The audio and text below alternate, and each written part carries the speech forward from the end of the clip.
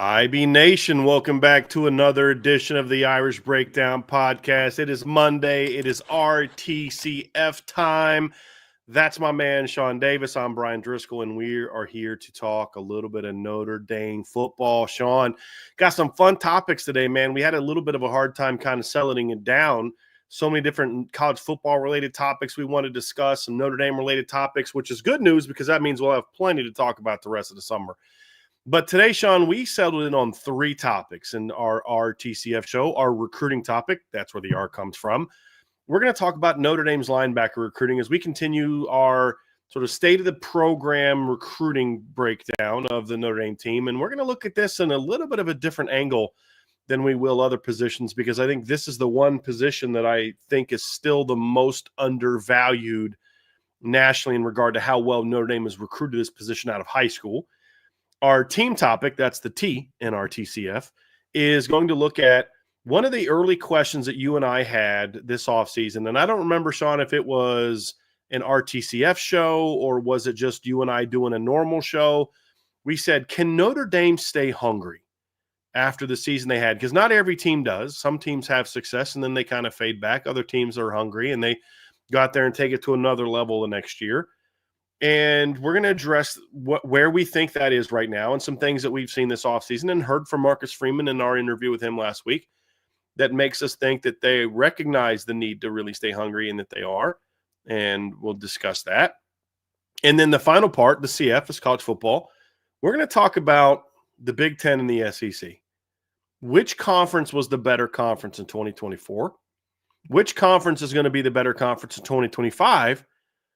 And what does that mean for college football? What does that mean for the, I would say, loose alliance between the Big Ten and the SEC as they try to bully the rest of college football? We're seeing a potential disagreement on the potential playoff format. What does that mean? And so we'll dive into all that today in the RTCF show. If we have some time at the end, we will also have a mailbag. So if you guys want to get some mailbag questions in, go ahead and get those in. My man, Anthony Solomon, already with a super chat. We appreciate you, Anthony. Says, thank you for the show today. You're welcome, my friend. Great recruiting intel piece in the Champions Lounge today for those looking for something to read. Yes, there is. It's on the put something up on just sort of where things are, some intel on recruiting. Talk D-line, talk receiver, talk a little tight end, talk a little DB. Latest on where things are. And then there was a surprise visitor on campus last night who is now on campus today. Big-time talent that some people are worried about. So I broke that down last night as well. So, Sean, my friend, before we get going, how you doing, man? You ready to rock and roll? Man, I'm excited. Holiday took one of our shows away. Mm-hmm. I woke up last Monday like, man, I haven't heard from Brian. Oh, it's a holiday. Yep. That's right. Yep. I was in the mood and ready to go. Yep. I hope everyone had a great Memorial Day, great week. And now we're back at it, ready to talk recruiting, team, college football. I was going to try to have you on Friday to do a mailbag, but I got sick late Thursday night, and I was like, yeah, I'm not doing a show tomorrow. I literally could not talk, as you very well know. Yeah. But I got my voice back enough to where I'm ready to rock and roll with today's show, Sean. And it's some very interesting topics today, Sean. And we're going to kick things off talking a little bit of recruiting. And this is a recruiting topic, but also a little bit of a team topic. And what we were always going to do, the state of the program recruiting shows, which we started last time with the wide receivers, and obviously that's rocking and rolling. But the linebacker recruiting is one where I just kind of assumed that everybody agreed that linebacker recruiting since Marcus Freeman has got here has been pretty elite. And it would appear that some people think that's the case and others do not. And so we're going to talk about that a little bit. But when you look at how Notre Dame has recruited that position over the years, Sean, there have always been really good linebackers in Notre Dame. Yeah. I mean, especially even going back to the Charlie Weiss era. You had the first linebacker room, which I that was one of my favorite linebacking cores at Notre Dame of my fandom was that Brandon Hoyt, Corey Mays, Travis Thomas group. And then moving on, you get Manti Te'o, and then Jalen Smith, and then Jeremiah Usu-Koromoa. Another Chicago guy now is Morgan. Like, they've recruited the position well. The 18 duo of Tavon Coney and Drew Tranquil was outstanding. But it's not a position where I think there's been consistent success recruiting. And what's resulted is, Manti Te'o being a starting middle linebacker, but he's next to Dan Fox. And then Jalen Smith is your starting will linebacker, and he's next to Joe Schmidt. And, you haven't had, Jeremiah Wusu-Koramoah was a great player, but on the inside you had, Drew White, who's a solid player, but not a comparable player to Jeremiah. And then what was it, 2020? You had Shane Simon, who was actually a highly ranked recruit, but not an overly effective player. You haven't seen the elite linebacker core that teams like Georgia have had, teams like, Penn State have had in years, teams like Miami have had it years, Alabama's had in years. And that's where Notre Dame has got to get to. And I feel, Sean, when you look at how they've recruited this position since Marcus Freeman has arrived, I think this has been one of the best positions they've had from a recruiting standpoint, from landing elite talent, from landing depth of talent, from landing versatility at the position, to the point where if it wasn't for Marcus Freeman's linebacker recruiting, your defensive end position at Notre Dame last year would have been screwed. Because imagine if Notre Dame didn't have Josh Burnham and Junior Chilamaka, who were recruited to play linebacker, not recruited to eventually move. They were originally brought in with the thought that they would be playing linebacker. So not only has it stocked the linebacker position, which was outstanding last year, but it's really stocked the defensive end position as well. And it just speaks volumes to how well they've recruited this position. And it really began in Marcus Freeman's first year, when he recruited Jalen Sneed and Josh Burnham and Nolan Ziegler. Obviously, things didn't work out with Nolan. You go out the next year and, you continue recruiting that position very well. In the 23 class, you land Drake Bowen and Jaden Ausberry and Preston Zinner. And we've talked how many times, Sean, if Preston Zinner was playing at Notre Dame in past eras, he's a starter by now. But he's just in a time where he's just buried. You go out the next year and you get Kingston Viliama-Asa and Bodie Cahoon and Teddy Rizak, who I've heard some very interesting things about recently. And if it's true, is going to be really huge news for Notre Dame, and especially the special teams at the very least. And then, of course, you go out in 2025 and you get Matt Faramo and Anthony Sacca and Josiah Kia. And all of a sudden you're looking at one of the deepest rooms in college football. But it's not about potential, because we've already seen this group start to perform. So I continue to look around, Sean, and I say, I don't know that there's a position at Notre Dame that's been as strong for, 22, 23, 24, 25, back to back years, that's been as strong as what the Notre Dame linebacker room has been from a recruiting standpoint. It's amazing that you bring up that point, that how linebacker recruiting, when Marcus Freeman came on as defensive coordinator, that was something that he immediately targeted to change the outlook on how you recruit the position and the type of athlete you want to recruit to that position, and how it eventually benefited Notre Dame in two positional rooms. Well, you can go back all the way to Lou Holtz when he first showed up, and how linebacker recruits turned into All-Americans and into Hall of Famers in the NFL. And so that position, that is a position defensively to where growth is allowed, because you're really getting kids in high school that are performing at that position, and most of them are undersized, but they're just really one of the best athletes on the defensive side of the ball. So you put them right in the middle of the defense to be able to impact not only the run game, but also the pass game. That's what it was traditionally for. Marcus Freeman has that type of insight playing the position.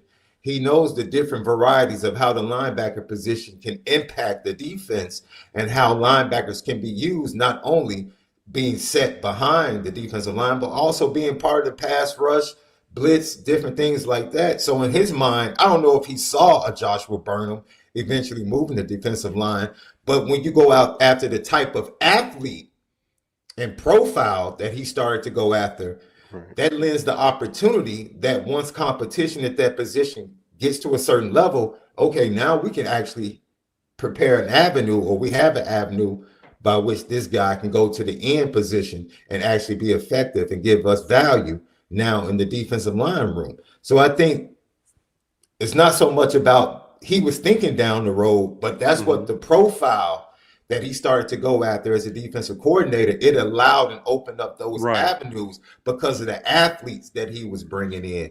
So for me, It kind of harkened back to the similar success that we saw with what Frank Stamms eventually being one of the best pass rushers on that 1988 team. Bryant Young being a linebacker, becoming an All-American and defensive tackle. That's about evaluation. That's what it is. That's about evaluation, right? And I think Marcus Freeman has shown, and I think the hires he has brought on shows that, he values evaluation and athletic profiles to be able to have diverse. We see it, right? What do they love? They love players that play both sides of the football, right? They also love NFL pedigree. Like, you're seeing what they value, right? Length. That might not, length. Yes, smart intelligence. Yes. Josh Burnham was a quarterback in high school as well. Yeah. Jaden Osbury, super high football IQ. Yeah. Drake Bowen, high football IQ. Kingston, super high football IQ. Madden, high football IQ. All those guys really super high football IQs.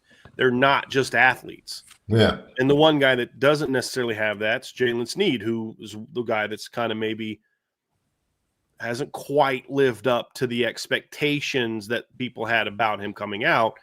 Part of that's because Jalen played all over in high school. I mean, he played quarterback, running back, DN, linebacker, rover. I mean, they just never – it's not the fault of his coaching staff. They had to figure out where he best fit every year, but it did stunt him a little bit. But like you said, did they recruit Josh Burnham saying he's going to move to defensive end? No. Did they recruit Josh Burnham with the thought that, hey, he could also do here depending on how his body fills out? Yes, I know that they thought that. Same thing with Junior. And that's what you love. I mean, you're not thinking that when you're recruiting Jaden Osbury. So you're not thinking that when you're recruiting Kingston Viliama-Asa. So there's traits they look for. There's no question, Sean, you nailed that. But also the fact that not every kid is a cookie cutter of the other. It says that they understand that there's value in today's game of guys that some guys can maybe be a bit of a niche player as opposed to, always having to be you're the Mike, you're the Will, you're this, you're that. I mean, right now, Kingston Viliama-Asa is your number 2 Mike on the depth chart, but there's an opportunity this year that we could see him and Drake playing beside each other a lot this season. And we saw that last year. Well, that's because there's versatility there. And they could get to the point where they're like, hey, we think Kingston's better at Mike than he is Will, and we think Drake can be every good as Will as he is Mike.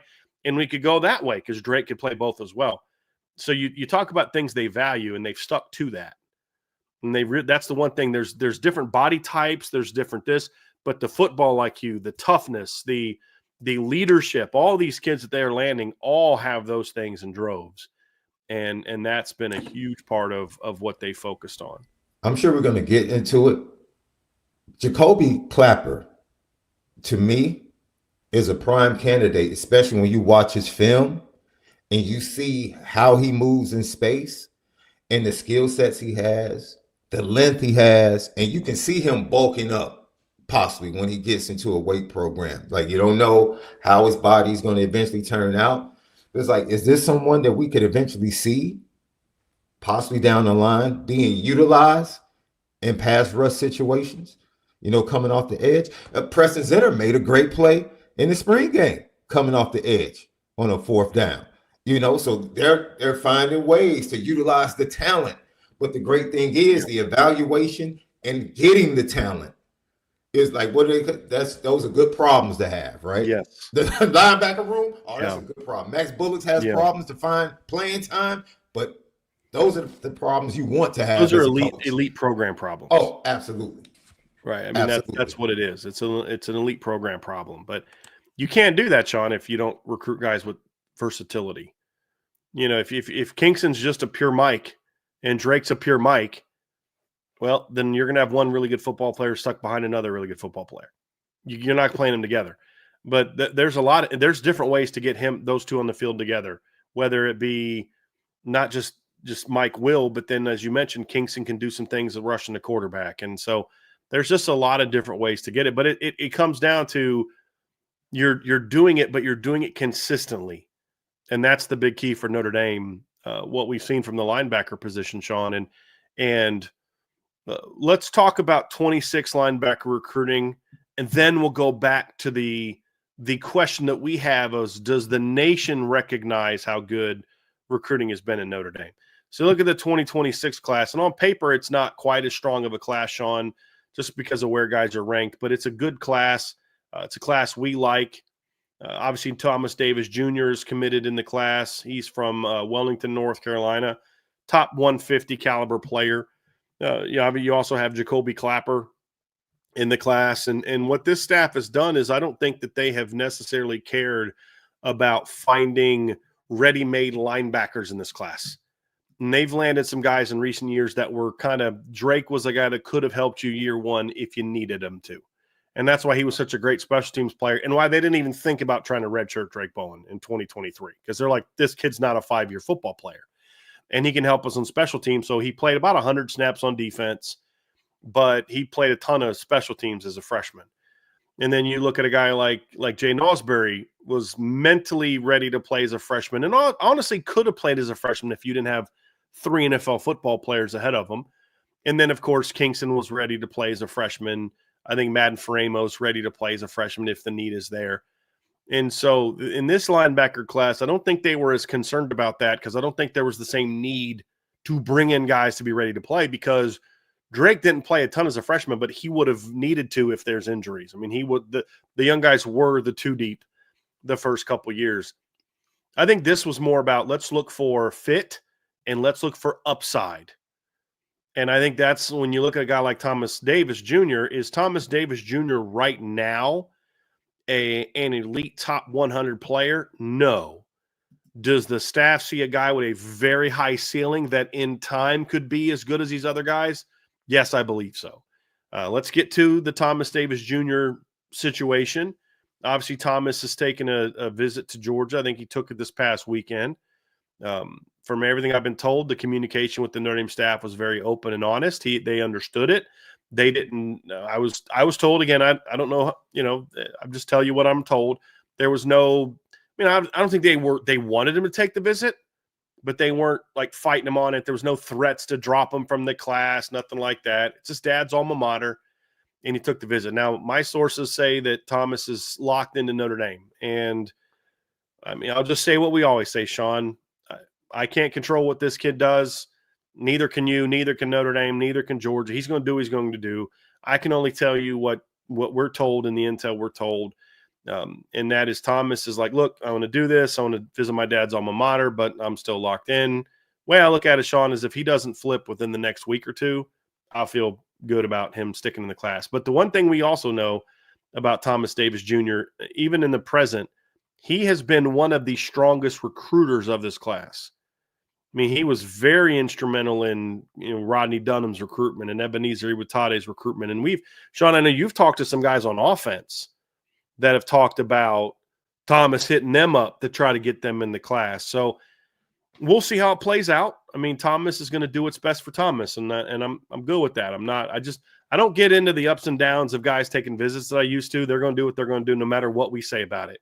But I will say that what he has said to the staff is that, look, I'm locked in. I'm coming to Notre Dame, but it's my dad's alma mater, and I want to take that visit. So we'll see how that plays out. But that's obviously put a little bit of a wrench in the plans for this class with Thomas Davis Jr. to go with Jacoby Clapper, who they're also got a commitment from this summer, who's a very highly productive high school player. Football instincts are outstanding. Don't know if he's quite the athlete that some of the guys, that they've landed are, but really high football IQ guy, good athlete, good size, like you said, Sean, good frame, not a real big guy yet, but a really nice frame. He's a good football player, but both of these kids are guys are going to need some developmental time. And the good news is they're going to get it at Notre Dame because of the depth that's there. And then the same thing would happen at Georgia. Thomas Davis Jr. is not going to Georgia and stepping on the field day one as a starter at Georgia either. So it's a good 2-man class, but I just wanted to address the Thomas Davis Jr. situation before we move on to a couple other guys that they're also looking at 26. We talked about it. You and I spoke about it a little bit, Brian. This isn't a shock.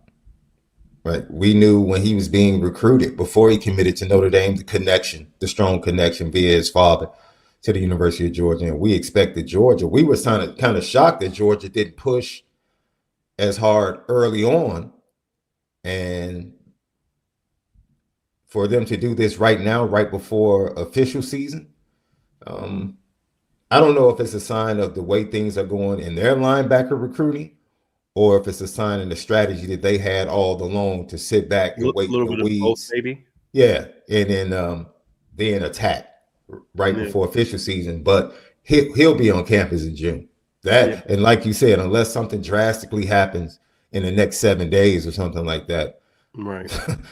I think he comes out of that. It's very respectful. I think it's very respectful on his part, because I'm pretty sure, the conversation, I would have loved to be on the fly on the wall for the conversations within the household, right? We talked about it. If there is the future of linebacker development versus the now development of linebacker, that it is what you're looking at, right? He's looking at what exists in the linebacker room in Notre Dame and what's going to be as far as going into the NFL, and what literally just happened in this past draft in the last 5 to 7 years at that position at Georgia. And respectfully, because of the connection, it's not a shock. And the one thing I had to ask you that I didn't know about was the communication, because I feel that's the most important thing. If there was if the communication wasn't clear and being deceitful, if that existed, like that, and that's what happened with Deuce. Yes. Deuce was at Auburn. He didn't want Notre Dame to know. Notre Dame still found out, as they always do. We found out because we knew someone that was at the restaurant he was at, called me, and I made sure Notre Dame knew about it, and they knew about it already. But that's the thing, is when a kid like Sean Terry, you remember that when he visited Missouri, didn't want Notre Dame to know about it. It's like that. That's when you know there's a problem, and this was open communication from what I'm told, and the staff is aware of it, and Thomas has been honest with them about it, and that's all you can ask for. He's going to do whatever he's going to do, whatever he feels is best for him, and I'll respect whatever decision that is. All that you want kids to do is be a man about it. Be open and honest about it, be a man about it. And from everything I've been told, that's exactly what Thomas has done. And that's that. At the end of the day, that's all I really care about, Sean, is that. But what does that come from, though, that we talk about all the time? If you know how respected Thomas Davis Sr. is and was in the NFL, and still to this day, that lets you know that there's someone around him saying, if you're going to do this, this is the way you handle it. Right. You communicate, you let them know, you show them proper respect, and then we go ahead and go finish the process, and you make your decision. Right. So, Sean, obviously the 26 class is not necessarily done yet. Notre Dame is okay with just 2 linebackers in this class. That's the numbers need. But there is a scenario where they could take a third, and it's going to have to be a really good football player. There are 2 kids as of now scheduled to visit this summer. We'll see if those visits happen. I know Notre Dame would like for them to both to happen. And that's number 1 is Tank King, who's a linebacker from Texas. And then number 2 is Talanoa Illy, who is a linebacker from California. So I think when people see him, they think, look what happened with Kingston, what happened with Madden Faramo, where Notre Dame was able to win those 2 battles. At the end of the day, this is not like that. I don't know that Talanoa has ever really shown the same level of interest in Notre Dame that those guys did. But if he visits, they'll have a shot. That's why I look at it with when it comes to Notre Dame recruiting the linebacker position, Sean, is like if a kid comes on campus, they have a shot. And that's just kind of how I look at it. So, he's going to be here around June 10th, same time that Noah Premer and Noah Clark are going to be on campus. And Tank King is going to be the weekend of the 20th. So, we'll kind of see how it goes with those guys. But right now, I think Tank King is probably the most best chance. I don't know that they're going to get him but they would like to also add Tank to this class, and he'll be on campus the 20th. So they would like to fill it out. But if they in this class with just 2 guys, I think the staff is happy with where things are because of, you are more of a nickel type of defense now. So the numbers aren't quite, you don't need quite as many guys as you did in the past. And, I don't know that with the youth that you have, the talent you have, I mean, Bodie Cahoon took a red shirt last year. Teddy Rizak took a red shirt last year. It's likely that Anthony Saka and Josiah Kia take a red shirt this year. Jaden Osbury was a red shirt. Preston Zinner was a red shirt. It's a young depth chart still. Kingston's a true sophomore. I think this is one of those years. And it's not a great linebacker class nationally. The 26 class is interesting, Sean, because there's some positions that are unbelievably good. This is one of the best running back classes in several years, like by far. The quarterback class is it's okay. It's receiver class is good, deep, but is it as top heavy as past classes? I don't think that it is. Pretty good offensive line class, in my opinion. Pretty good really good defensive line class, in my opinion, especially on the edge. Pretty good corner class, not a great safety class, not a great linebacker class. Good tight end class, really good tight end class. So it's kind of an interesting year where there's some strengths and weaknesses. And I don't know if the linebacker class nationally is super deep, which only adds to Notre Dame's desire to say, hey, we'll take 3 if it's the right guys, but we're not just going to take 3 just to take 3 because we don't need 3. We're only going to take 3 if a guy's just too good to say no to. And to me, Tank King and Talanoa are 2 guys that are too good to say no to. I don't know if they'll get either one of them, but they're at least trying for both of them, and they're good football players. I love that because it is a perfect mesh of what Notre Dame needs with what exists in the class at a high level. And to explain it from an NFL to college, you probably as a coach can explain this from an evaluation standpoint a little bit better. There are certain years where you have needs on your roster, but the supply at that top level, like you said, isn't quite there. And in years like that, the prime positions, quarterback, offensive tackle, and pass rushers, they get pushed up the board. And they get pushed up the board, maybe not being deserving of being in those top spots, but the need of those prime positions are such that the programs that need them have to go get them. You talk about Notre Dame, you talk about that depth, you talk about how layered it is from a class situation to where it's in a year where the linebacker group isn't great. That fits perfectly for where Notre Dame sits right now. Right. So they can go take, because I don't want to put a certain label on Jacoby Clapper because I like the young man, but they can take a commitment from a Jacoby Clapper and have Thomas Davis Jr. in the class. And like you said, be like, we're good with that. Yeah. If that's where we sit at the end of the day, we're good with that because of what we have. And you already mentioned what's coming out about Bodie Cahoon, which we're not shocked because of the production in the field that we saw from that young man from the middle of his junior year all the way through his senior year. Yeah. So you're just talking about. I heard some things about Teddy Rizak from this spring, and what he's grown into that. Yeah. So now you're talking that turns out to be true. It's like, yeah, you're talking because he's probably your fastest linebacker. Yeah. I mean, if you ask me who's the fastest linebacker, I'd say if it's not Teddy Rizak, it's Bodie Cahoon. Just pure speed. And those guys aren't even in the 2 deep. I mean, speaks volumes about what kind of linebacker room this actually is. Yeah, and I think in the same breath, you can look at how they're moving in the 27 class at quarterback. Well, heck, they got 2 young studs already. They got another young stud that's in development that came in the 25 class that they got late in the class that they love from what they've seen. You talk about it. You've seen him in person. I've yet to see him in person. You talk about his arm talent measures up to CJ and Kenny and is going to steadily improve. So, yeah, what is the rush? What is the rush, right? And if that 27 class, which we think is not, well, if you compare it to the 26 class, we probably think it's better than the 26 class. At linebacker? No, quarterback. The 27 quarterback class is better than the 26 quarterback class. I think we had that conversation from a depth standpoint. So now you can wait because there's greater depth. And now with Mike Denbrock being there for 2 years, now you're starting to change the profile just like Marcus Freeman did for the linebacker position. You're starting to zero in on the profile you want at quarterback. And so now they're taking their time at 27. So I just think this year in recruiting is kind of lining up perfectly for the needs of Notre Dame. To whereas there are certain people being pushed down in a sense from a ranking standpoint, which bodes well for Notre Dame because it's like, don't acknowledge them because we think they're really good.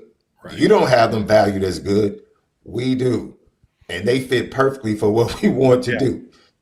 Yeah. Well, and it's interesting because just on the whole, I think this class is built well for what Notre Dame is looking for. This is a year they wanted to take 2 running backs. So it's a very, very deep running back class. If this was not a deep running back class, then it might be a little, maybe it's a little harder to hang on to Osborne and Walton because there's not enough good running backs to go around. And people say, look, we think you're more valuable as R1 than as the 2 at Notre Dame. And not that Notre Dame has a 2. I would say it's like 1A and 1B. And I'd say 1O and 1W. That way you don't think one's better than the other. I think they both view both of these guys as elite every down backs. But because it's such a deep year that, teams knows, well, I don't need to go worry about trying to flip that guy from Notre Dame. I can just go out and go get Amari Latimer or, somebody else who's a really good player.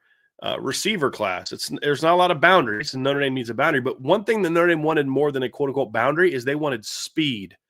There's a lot of speed in this receiver class, as we've seen, and Notre Dame's got one of them already in the class, and Bubba Frazier. Colin Brown's a burner, and Jaden Warren, who is a burner. They're both, Jaden Warren's on campus now, and then Colin Brown will be on campus 2 weeks. They want really penetrating athletic D tackles. There's a lot of those in this class. Some of those hybrid guys that they like Riley Mills types of guys.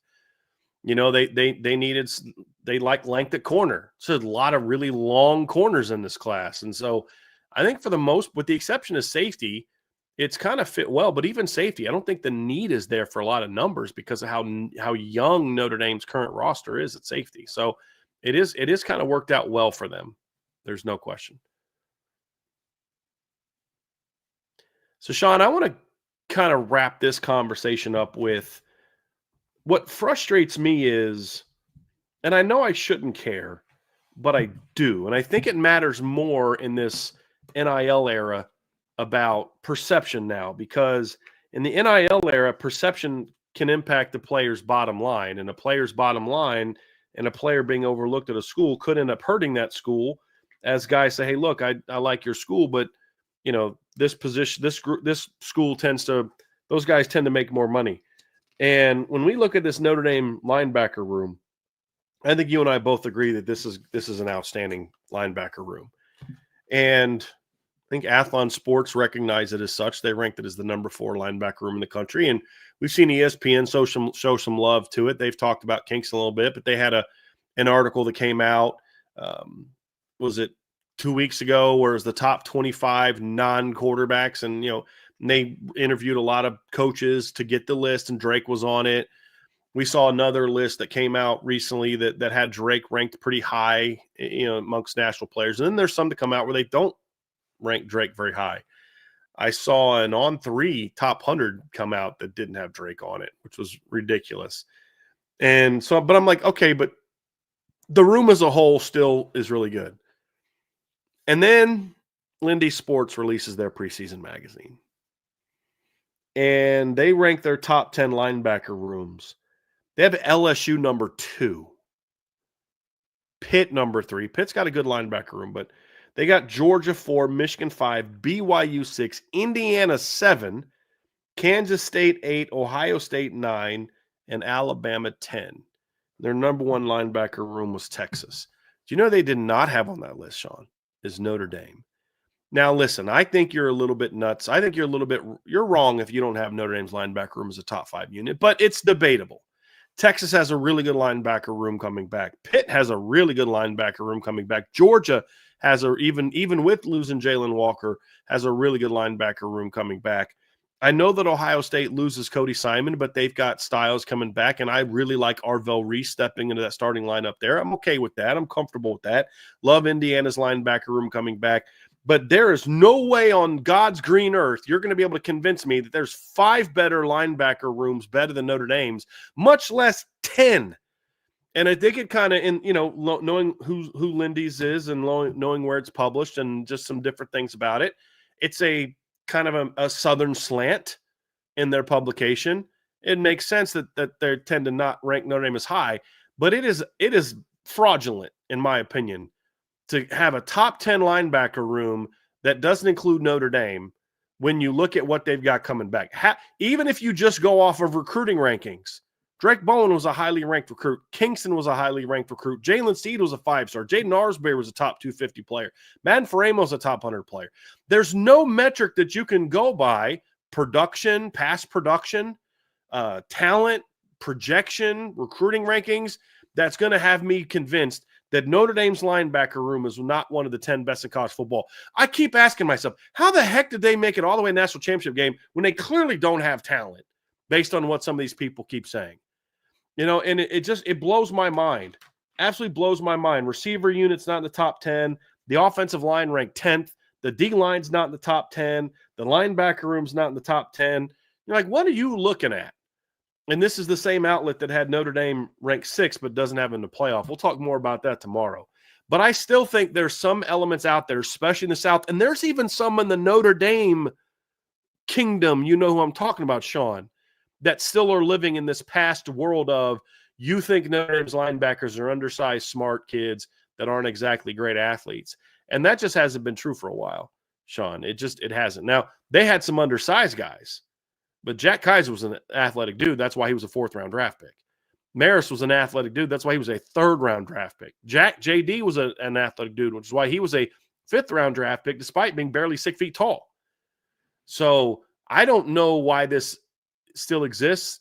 I thought it would be gone after last year. I really thought, after watching Notre Dame's linebackers and Georgia's linebackers on the same field, you're not coming away with, those Georgia linebackers are freaking outstanding, because they are. But then not watch the Notre Dame linebackers and be like, the same thing is true for them. And it just blows my mind. Absolutely blows my mind how you could have Indiana, Kansas State, and LSU, BYU, even Ohio State, how you could have their linebacker rooms ranked ahead of Notre Dame's. Just blow. And I think there's still a level of not accepting just how well Marcus Freeman has recruited this position. And of course, Max Bullis played a big role in that since he's been here as well. I still feel like people don't recognize how strong year after year after year after year this linebacker room is, to where, honestly, there's backups at Notre Dame that I think would start for at least half of those teams that they ranked in the top 10. Yeah. The BYU Kansas State, for me, is laughable, right? Because I watched a lot of Kansas State last year, at least 3 to 4 games. And I was very intrigued by BYU, the way they were playing last year, and watched the majority of the last half of their season. And there are some things that the narrative you pointed out, Southern-based bias, definitely plays a part. I think there's some, and also the past Notre Dame profile at linebacker, which we just spoke about being changed by Marcus Freeman when he arrived as a defensive coordinator. But I think there's something else. And I think when people look at linebacker rooms, Notre Dame has not had that overwhelming stat stuffing producer, 100-something tackles, 4 interceptions. They haven't had that guy, right? And so Georgia has had that guy. Notre Dame's had that guy, just not in the last couple of years. Not the last couple of years. Notre Dame's had 3 Butkus Award winners since 2012. Yeah. Yeah, but they don't want. They don't had over 100 tackles in 2021 in his first year as a starter. But they don't treat that. Right. Notre Dame award winners are treated just like Notre Dame when they win. Oh, that was a lucky season. Oh, that was a charm season. Manti was a charm season. Jalen was a charm season. Even Xavier Watts. Oh, that was a charm season for him to win that award. It just can't be talent. It can't be the byproduct of a great athlete. No, it can't. It's just, it's luck. That's why Lindy's can have them ranked 6 and say, oh, but they won't make the playoffs. It's always something when it comes to evaluating. There is not a true evaluation of the Notre Dame linebacker room that has them outside of the top 10 of all the linebacker groups in the country. That's not a true evaluation. Yeah. It's lazy. Either you're focusing and zeroing in on analytics or a particular set of stats, maybe production. Maybe you look at Jack Kaiser leaving and his production and say, uh-oh. Wait, what do you mean, uh-oh? Like, really? Uh-oh. Like, out of respect to Jack Kaiser, but him playing, and he deserved to play, and he was extremely valuable, and I think you saw that in the playoffs. But at the same time, there was some dogs on the leash being held back because Jack Kaiser was playing. Like, don't get it twisted. It wasn't like he was playing because they didn't have a choice. They were playing because that linebacker and Marcus Freeman, we talked about this. Remember when they got all of those talented linebackers early, and we were saying, it's game 5. Why isn't this person playing? Why? Right. And Marcus Freeman, why in wisdom, made up his mind, I'm not rushing this group. Yeah. Like, they probably could play right now, but I'm not going to rush them. And eventually, like you said, 2 of those guys ended up going to a different position room, right, but they became valuable pieces. And I think he has created a program, and we talked about this as well, where talent from the younger players is pushing the veterans to make sure they stay on point, but it's also creating something to whereas you can come in way. I'm so excited to watch this defense this year, right? Maybe we don't have an Xavier Watts. Maybe we don't have those 2 interior guys with expectations that they could possibly be top 50, top 75 NFL draft picks if they have a great season. But what we do have is, like, you better not take a deep breath as an offense just because the starters walk off the field. Right. Because we have some dogs coming after you. And I think, for me, that's the greatest thing that I think people miss. Because they're looking for where's their first round pick? Where's their second round pick in the room? And it's like you're missing a boat. Yeah. Well, and you don't think that exists. Right. Yeah. If you don't think those don't exist because you don't see the production quite yet. Yeah. But, like, that's my frustration, Sean, is why do some rooms still get the benefit of the doubt? I mean, C.J. Allen last year in 14 games had 76 tackles. Like that he was their number 2 leading tackler last year for Georgia. Say, well, they get the benefit of the doubt because but I don't want to hear that because, again, Notre Dame's had 3 Butkus Award winners in the last 14 years. So, like, they've had those guys that produced. Tavon Coney was a stat stuffing machine. Drew Tranquil produced. He was a high draft pick. He's won a Super Bowl. So it's not like Notre Dame hasn't had this in recent years. Like, we act like they haven't. It's like all of a sudden they had crap linebacker production for 20 years, and then all of a sudden this room comes along and you got to prove something. That's where I get a little frustrated with some of this is and CJ Allen's a heck of a player. Don't get it twisted. But with Georgia, they're giving them the benefit of the doubt. They're the number 4 linebacker room in the country, despite losing Jalen Walker. And Notre Dame still is, and not even top 10. And that's where my frustration comes from is, so I could get with you on, like, the statistical thing. It's probably why LSU ranks as high, because Whit Weeks had 1 million tackles last year. He was a good player. But I watched that defense play, and if you had the number 2 linebacker room in the country, your defense would have been better than it was. I'm just saying. Even with the loss of the best Harold Perkins, right? Yeah, even with the loss of Perkins, which I don't know, is he coming back to that room, or are they going to put him in? I believe so. Yeah, I believe so. But the point is I do think I do think these things matter. I think in an era of NIL, like, it used to not matter. You go prove it on the field. All right, that's fine. But now in this era of NIL, it matters. It matters that certain guys have the proper perception.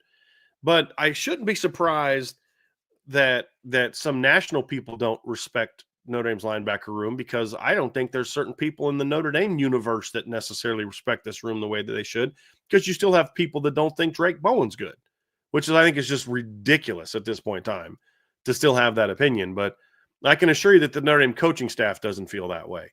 And I've heard some things about some comments Al Golden made about Drake Bowen on his way out the door after the season.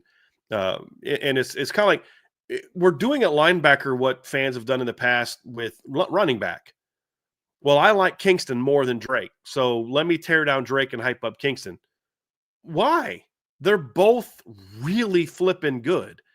And if anything, it's let's figure out ways to get them on the field together, as opposed to it's just a matter of time before Drake gets beat out by Kingston. No, it's just a matter of time between when now and when they're playing together on the same field.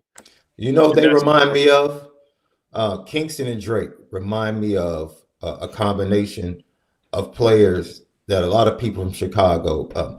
Drake is very Mike Singletary-like. Mm-hmm. Leader, very smart, keeps everybody locked in, but don't get it twisted. He's still a darn good football player, athlete. Is he Wilbur Marshall or Otis Wilson type of athleticism? Maybe not. So if you look at Kingston, you see him fly around, you say, oh man, because he grabs your attention. He grabs your eye immediately. But then you don't really see, there's certain things you don't see that Drake does. Like you can point out, oh, he missed that assignment on the wheel route against Georgia, or he did this, or he did that, or he didn't look good right there. But what about the other 90% of the plays where even if he didn't make the play, he gets a hockey assist because he did this, or he called out this, or he took up this gap. It is, and those are the things that coaches understand and see. But I actually think Drake is very good. You know, I know he's an incredible athlete. Here's a comment from the Lindy's has the scouting report where they have quotes from other coaches in there. And here's the quote that they have about Drake Bowen. This scout said, this opposing coach says, I loved Kaiser coming out, but Drake Bowen is even quicker with more range. He's everywhere. Like, coaches see this. That's why when ESPN puts a top 25 list out of that's where they said in it that we talked to a lot of coaches to get this list. And all of a sudden you talk to coaches and Drake Bowen in that conversation. You talk to journalists and people that don't, know the game, and then they point to, well, he made this mistake, that mistake. And I've pointed this out before. Sometimes a linebacker make a mistake is not that linebacker make a mistake. I've pointed this out on that long run against Ohio State. That was Drake looked like he was the guy that made the mistake because he was trying to save Kaiser, who actually had the gap mistake. And Drake was so athletic, he actually got himself in a position where people thought he was the one that made the mistake, when in reality he wasn't. But it's a frustrating narrative to see even some in the Notre Dame fan base still have that. I understand having that coming into the season. It is what it is. You had your opinion of him as a high school recruit, but at some point in time, you've got to be able to say, hey, man, what you think of this kid in high school shouldn't really be impacting what you think of him now. But I have a feeling that Drake is just going to continue to prove people wrong. And, there's people that thought Tavon Coney was better than Drew Tranquil. I'm like, don't let the tackle numbers confuse you, right? And we saw that what the NFL thought of that. And why one guy was like, a third-round draft pick, and the other guy went undrafted. Not that Tavon wasn't a heck of a football player. He was. But it was obvious to anybody that was paying attention that they weren't even close athletically. But I knew people that thought Tavon was a better athlete than Drew. Like, I don't know anything that will make you think what you think. But I have a feeling Drake Bowen's gonna have some and he's going to make some people look kind of silly for their opinions of him this year, as long as he can stay healthy. So I'm excited about this room, but I do think there's still a little. If I'm Max Bulla, and I know some coaches don't care about this, I do. I think football players more than any other sport still feed on the disrespect card. Yeah. I would have this ranking up every day.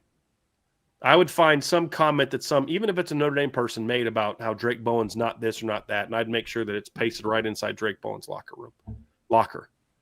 I would, hey, they don't respect you. They don't think you guys can play. They don't think you guys are even as good as you're not even the best linebacker room in Indiana, fellas.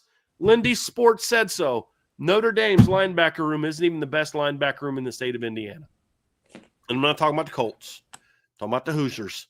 They think that room was better. Does that mean I think Aiden Fisher's not a heck of – I do. I think Aiden Fisher's a heck of a football player. He's not the Notre Dame guys.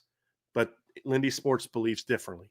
So I would absolutely, Sean, I'm not sure what you think about that, but I'm still especially in the offseason, I'm playing the disrespect. It doesn't matter in week 3, but it matters in June, July, dog days of fall camp. It matters to give them something to rally around. If you can, I'm crazy. I'm about to give Brian a homework assignment, but he's such a nerd for this type of stuff. I know he'll dive right into it. So break down the systems of those top 10 quarterbacks, right? Because systems can be tweaked to funnel to the linebackers that produce numbers that might not necessarily dictate or really give you a true story of just how talented that linebacker room is, right? You can have a system with some okay linebackers and they look better than they are in that system.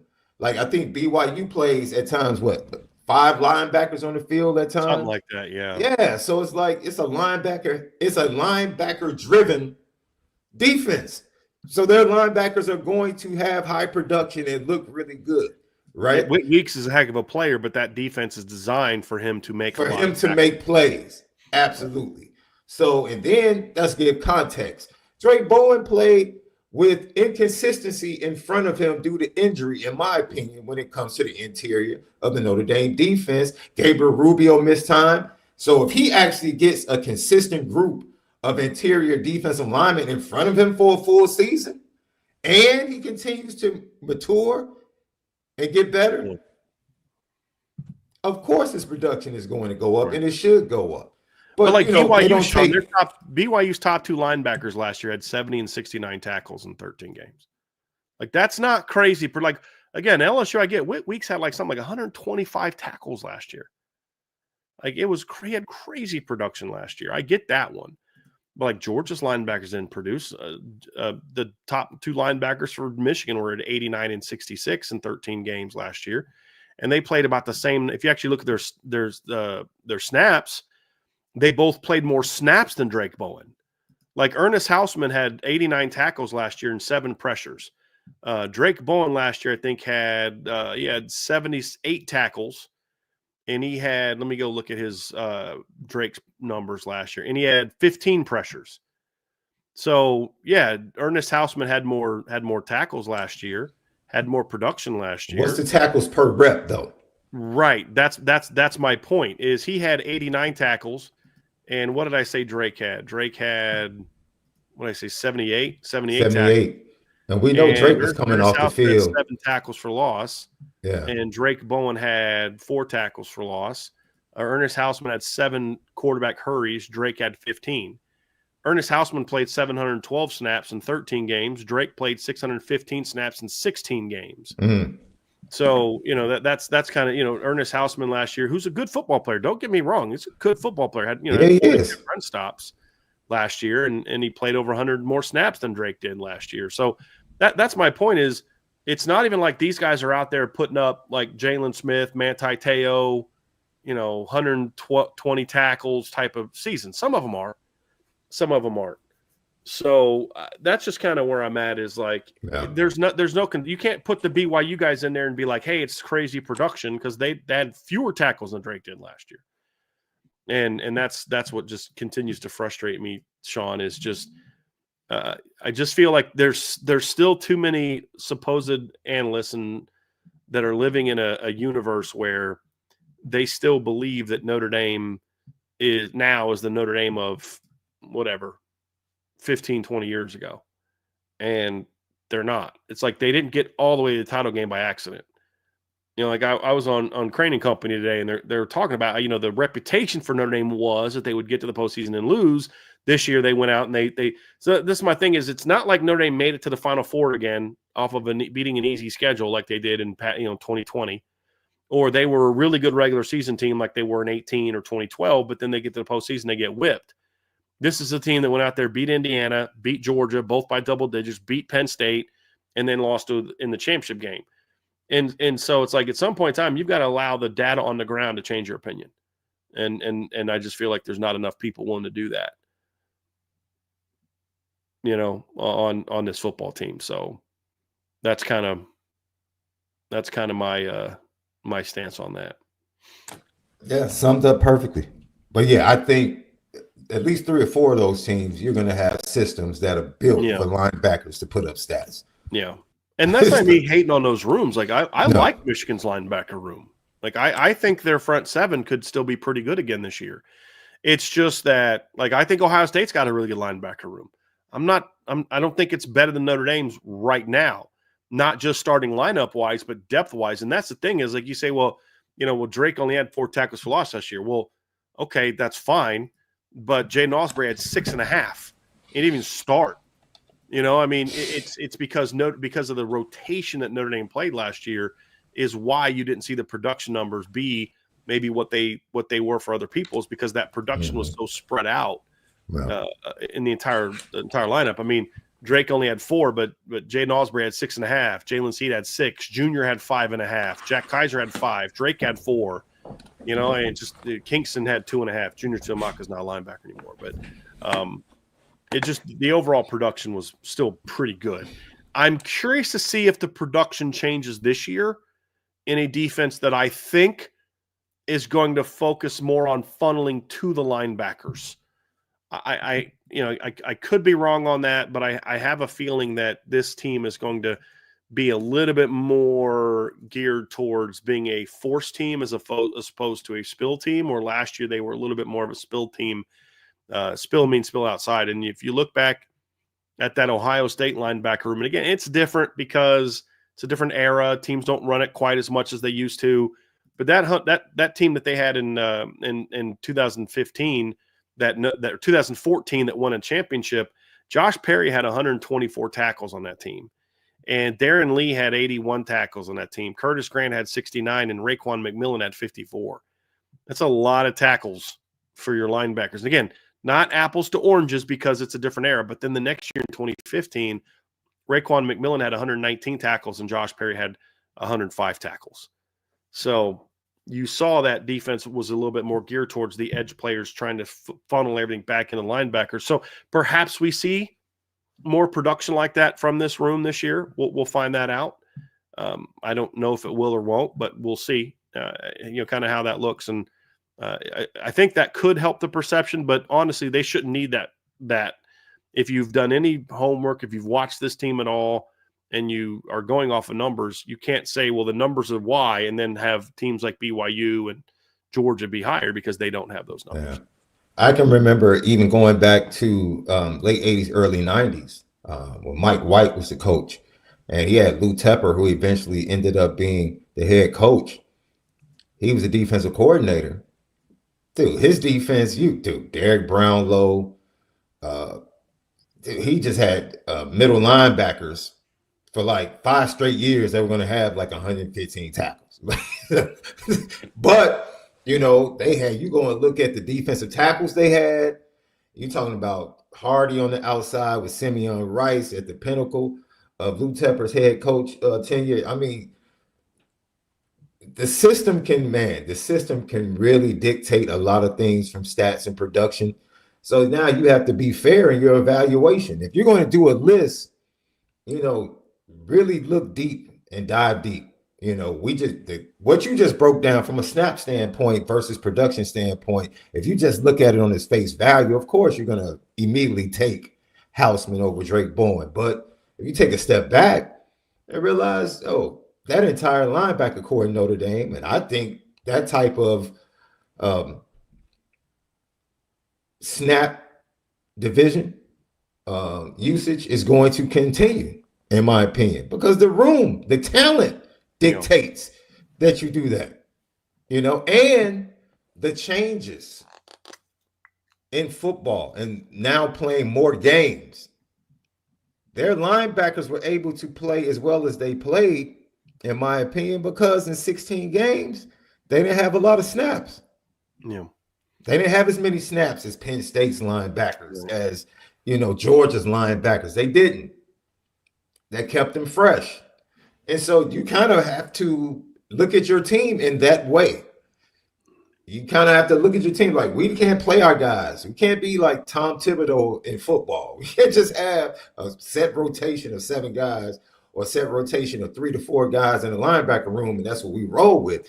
No, this is a marathon. It's a marathon now. And so that goes to development. That helps in recruitment because youngsters see they're going to get a chance to play early. They're going to get a chance to go out there and develop, not just during the week in practice, but in games and get opportunities. And so all of that is something I think bodes well for Notre Dame. I don't care what Lindy says. I know what's in that room. I know what's going to continue to be in that room. And I know what's about to be unleashed on the rest of college football in that room. So Lindy's can have their way. They can have their list. Let's see your postseason top 10 list. That's what matters to me. Let me see it. If Notre Dame is not in the top 10 at the end of the season, then I have to question. I have to question you as a publication. But as of now, it's all opinion right now. The Notre Dame write-up was good. Tim Priester wrote the Notre Dame write-up at the end, so that part was good. I always enjoy reading that. Tim does that. So it's more our issues more than what the national people said about Notre Dame, just so we're clear about that. Well, Sean, that's going to do it for part 1 of today's show, the R in RTCF, which is recruiting. So we had some fun talking about that. Next, we're going to move on to a team topic. But before we do, folks, do me a little favor. You see that little thumbs up, that little thumb, like kind of the hand looks a little bit like this right underneath you. Go ahead and hit that for us. Hit that like button. Let us know that you like the show. It really helps us. I don't know how the algorithms work, but I do know that it helps the algorithm that allows more and more people to get a look at our show. Make sure you're subscribed. Make sure you got those notification bells on so that way when we do go live, you guys know it is happening. And, of course, as always, the best way to support us and also the best way to really engage with this community is to be a part of the message board at boards.irishbreakdown.com. So, Sean Davis, we're going to get into part 2 of today's show, and this is going to be the T in RTCF, which is a team topic, a Notre Dame team topic. And today's topic is going to be, we're going to kind of look back on a comment that we had. There were 2 things that you and I discussed at different times that were going to tell us a lot about Marcus Freeman's ability as a head coach.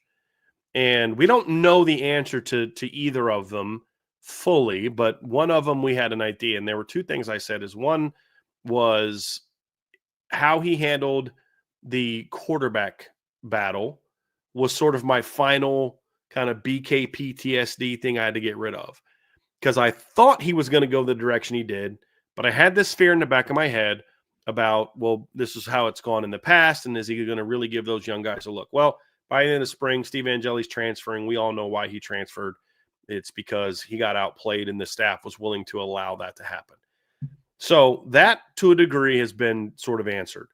The other thing that we discussed at the time, Sean, was can Marcus Freeman in this the new reality of Notre Dame football under him, which is now he's the celebrity head coach.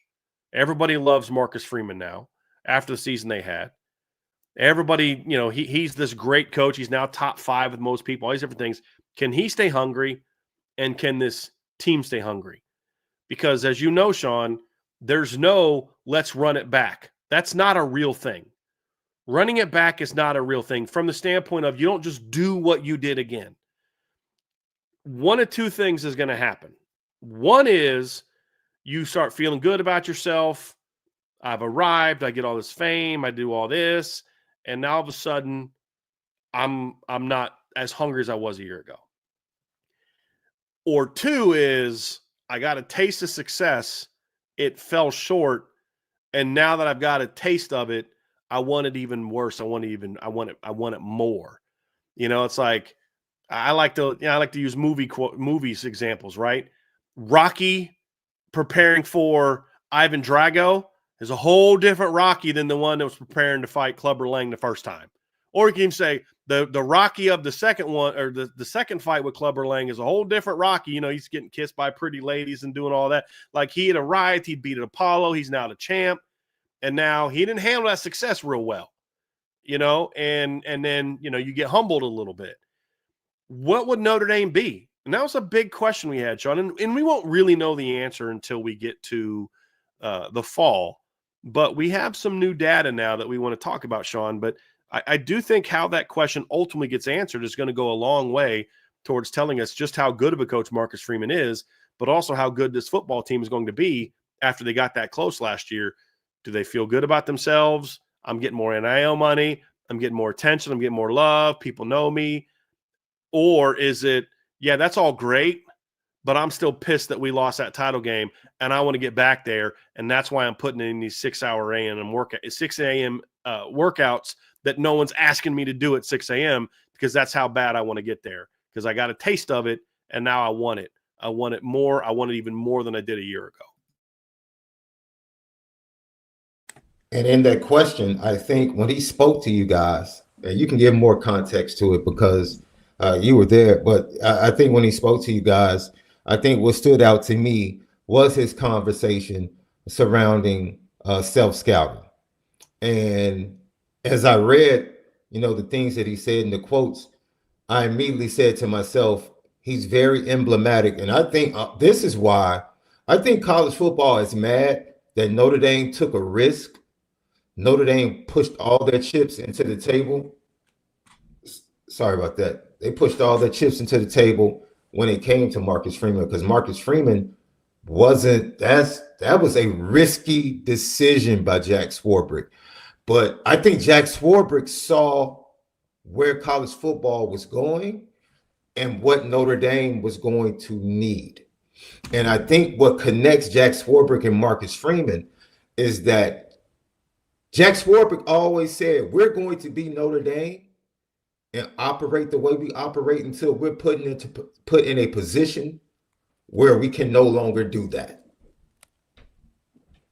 That's it. And I think Marcus Freeman made up his mind how he was going to build this program, and he was going to operate in that, and Notre Dame was going to be who they are until he was put in a position to do different. And I think the national championship game, which is coming out of that national championship game versus coming out of 2012, is a totally different feeling. It's the same angst. First of all, what we see from Marcus Freeman and how he feels about it months after is totally different than the reaction of Brian Kelly. Because I think that was the start of Brian Kelly also, leveling off and saying, Marcus Freeman said no thanks to the NFL before the playoffs even started. That's a good point. Where Brian Kelly let that kind of linger so he could do his thing. That's a very good point. That's a very good point. And someone pointed out to me, the reported comments of Brian Kelly during the halftime of that national championship game, which is, well, we're just going to go out and see what we can do. Mm-hmm. And Marcus Freeman got down big to Ohio State, and you saw what his team did, because you saw his mindset was, we can still win this thing. Let's go. So I think you start to see why, this is my feeling, we're starting to see why what Jack Swarbrick saw, we're starting to see it. It was like Jack Swarbrick saw something. I think Jack Swarbrick was ahead of the curve in a lot of different areas that we're starting to see about placing Notre Dame and positioning Notre Dame for what was to come, because he was in those boardrooms and he saw it. And I think Marcus Freeman in self-scouting is talking about that. I'm trying to get ahead of the curve. I'm not trying to catch up. I'm trying to build this program because I see the NFL model coming. And I see how programs are going to have to be built on what already exists with the 14-team model in the NFL. I want that from analytics. I want that from film evaluation. I want that from building culture, because it's all about culture here. This is what you step into as a recruit. This is what you see. This is what you fall in love with. And on top of that, what I really loved, he was like, outside of Chris Ash and Jawan Sider, this is the first time I've truly had my staff where I wasn't on the road really trying to go out and reestablish the staff or get another offensive coordinator. No. Our offense has continuity now. We're moving forward. We know it. Everybody knows exactly what's needed of them in that room. So that elevation is coming. I just really love the way he is almost maniacal in being driven by January the 20th. He is not satisfied. Like, he is not like, see, we lost to Stanford, we lost to Marshall. You guys lost faith in us. See what we did? No, he's like, man, I'm pissed off. We were the better team. We should have won that game. It's crazy. I know Ohio State fans are going to be like, oh, he's crazy. It doesn't matter. That's what he believes. Right, it's how he feels, right? It's how he feels. And who should be? Is he wrong for feeling that way and emanating that to his players and his coaches? No, because that's the confidence he wants his program to operate with. Like, yo, we're the better team. We're the best program. And we didn't play like it. And we didn't play like it. Yeah. We didn't play like it. If we played like who we were, we would have won that game. He genuinely believes that. He genuinely believes that. He may be wrong. We don't know. We'll never know. But he genuinely believes that. He does. And I would imagine that if Notre Dame would have beat Ohio State and Ohio State didn't play well, Will Howard's missing some open looks and not reading the defense, and there's some bad blocking plays that didn't open up opportunities. Your defenses have some uncharacteristic, and Notre Dame wins that game. I guarantee you Ryan Day would have been like, man, that's bull crap. We didn't play Ohio State football. We're better than that. We should have beat that team. I'm sure they would have thought that. But the interest, and I've said before in the show, Sean, that I've heard that Marcus Freeman has been a little bit cranky this offseason because of that loss. It didn't sit well with him because we didn't see the best. We didn't see the team that he thought they were show up. And not that he's like blaming guys, but just like, like, look, we're better than what we showed in that game. And, I think he understood, like, look, you come to Notre Dame to win a championship. And I kind of like the fact that he said what he said. And I'll just read a couple of his comments. And one is, one's kind of points to this, and then the other is a little bit about how his offseason is going. But he was asked during the interview with us, what he thinks about when he looks back 4 months later, what does he think about that night in Atlanta? And it's I'll read the words, but what you have to understand is looking at it from my standpoint. I'm sitting here, he's at the head of the table and he's to my left and he's looking to somebody to his left. So I'm like looking at him from the side. And as soon as he asked that question, he kind of leans forward, his whole tone changed, his shoulders kind of go down, not like in a slump, but like they kind of go down. And he just goes like, pain, devastation. And somebody says like, still? And he goes, oh, yeah. And this is his quote. Oh, yeah. When I think back to the season, it's completely different. Because like you could see him like, hold on now. I want to make sure that I show love to my team. But he says it's completely different. When I think back to that game and that night, painful, disappointing, underachieved. Those are the things I think about. I wish we could go back and let's do it one more time. We didn't play our best when our best was needed, and the outcome's the outcome. But that's different than when I think about the entire season. I think that the journey is completely different. That's a selfish answer. That's what I feel. Grateful for the seniors, grateful for the guys who that was their last game, appreciative of those guys and their sacrifice. But selfishly, that's how I feel when I think about the game. And so there was a later question that asked about his offseason. Because remember last year he went out and spent some time out in the West Coast. And he went and met with Harbaugh, and he did the thing with the U.S. warship that he spent some time on, talking to the admiral and all that different stuff, or the commander of that ship. I'm not sure if it was an admiral or not, but and then just trying to get some thoughts on leadership and some things like that. And he was asked about, kind of his offseason and what he'd done this offseason. This is what he said. He goes, I didn't do as much traveling. This year there was a lot of things that prevented me from traveling as much. I've done a lot more conversations, professional development over the phone with all different types of individuals. I don't want to name drop. He talks about Nick Sirianni. I talked to some guys in the NFL just about how do we enhance our game management? How do we practice better? How do I use analytics better? How do we evaluate the roster in terms of financial reasons? All those different things. What's my opinion of the changing landscape of college football? And to gather an opinion on that, I want to hear other people's opinions. I want to hear some wisdom, and he starts talking a little bit more about that. But this is where it got interesting. He goes, and I had a chance to do a third, fourth, and fifth self-scout, which has been beneficial for me. And I had more time this offseason to truly self-scout with the coaches that I've ever had. And that was really beneficial for our entire program to challenge our coaches and myself in terms of how do we practice better? How do we start the season? I mean, we start the season with some dingers now, so we can't ease into this thing. So let's go back and watch Texas A&M. Let's go back and watch Northern, talking about Northern Illinois. What were the issues and how did we attack them in fall camp? That's probably the areas of growth that I definitely try to find ways to improve. And I think back to after the 2015 season when Notre Dame lost to 3 top 5 teams, and the response was, we just got to play a little harder, coach a little better. And that's it. No personnel changes, no changes to the scheme, nothing. And they went 4-8 the next year.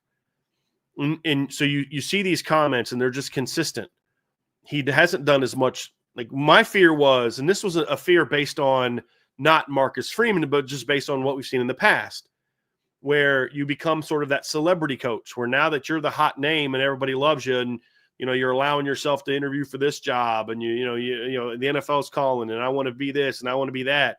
He nixed that before the season even ended. They signed the extension before the playoffs began. And then you look at this Austin, okay, now he's the celebrity coach, good looking guy, young, hip, everybody loves him. He's a good guy, played at Ohio State. Notre Dame had this great year, and he hasn't been on TV as much. And I promise you that's not because he's not getting asked. And I know the day that he met with us, he also did a thing with Greg McElroy, but we're seeing him do a little bit of stuff, but he's not on TV. He's not being interviewed as much as he has in the past. And I think a lot of that is because of this, because I think he doesn't view the season the way that maybe the rest of college football views the season. He doesn't view his team the way that I think a lot of college football views this team. And I've said this, I believe I've said this in the show before, Sean. I know I've said it to you personally, but guys, I'm telling you, Notre Dame's coaching staff went into last season thinking they had a shot to compete for a championship. They flat out did. Now, that was before they lost Charles Jagasaw. They lost, Mitchell Evans was banged up. They, Riley, Benjamin Morrison got banged up, and Boubacar went out, and Jordan Patel went out, and Benjamin Morrison went out. And that was before all that, but that team never said, okay, guys, well, we're just going to do the best we can. They kept saying, no matter what, we're going to go out there and try to win. And I don't think Notre Dame goes to the offseason that they did, getting Malachi Fields, getting Will Pauling, getting Jared Dawson, getting the players they got if they're not trying to make another run at it.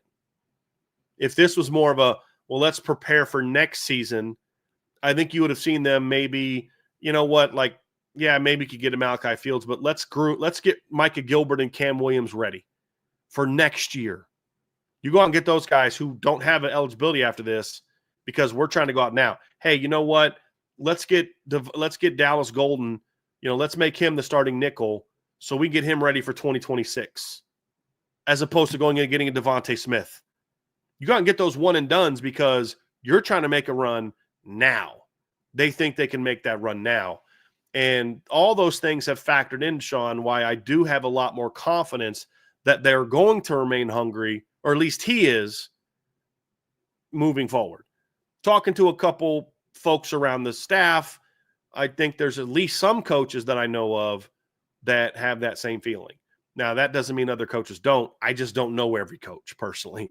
I only know some. I think there's definitely a lot of, we should have been better.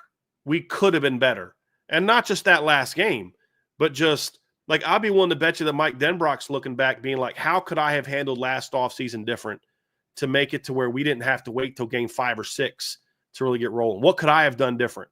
I promise you he's hungry in that regard. How can I make sure that CJ's better prepared early in the season than maybe what Riley was last year? And so a lot of those things factor into it as well.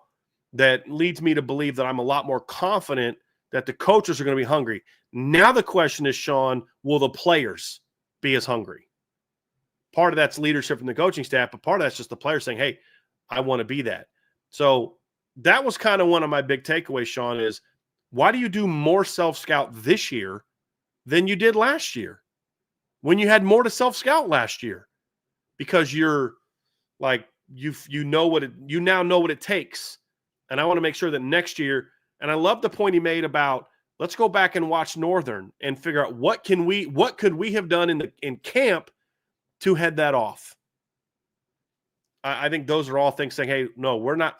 Last year wasn't a miracle season. Last year was the beginning. And now we got to keep it rolling. So I thought those comments, Sean, left me with a very much I feel a lot better about where Marcus Freeman's head is than maybe I felt in January, where it was an unknown of how he was going to handle his new celebrity and the success his team had, his new contract. Everybody wants him on his TV. Everybody wants him to come speak here. Everyone wants to come speak there. How's he going to handle it? So far, I feel pretty good about what we've seen and what we've heard.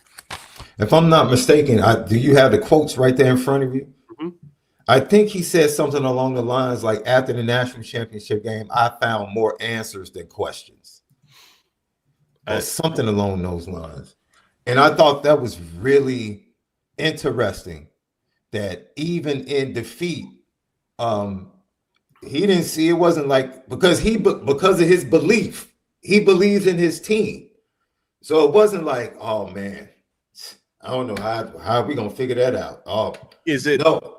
Is it the question is so the question was, having come so close to winning a championship, how are you a better coach because of what you went through at the end there? And he said, I've said this before, but your past experiences continue to be your foundation for the future. And I'm a better coach because of the experience. I'm a better coach because of the understanding what that experience was like, what it took. I'm going to take something different like this year. Like, it doesn't just repeat itself.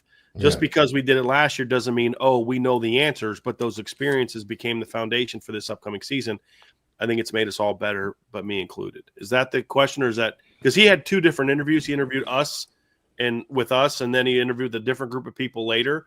So maybe he said something like that in a different. If I can find it, because I think he said something along those lines, and that stuck out to me, because a lot of times, when failure makes you question yourself.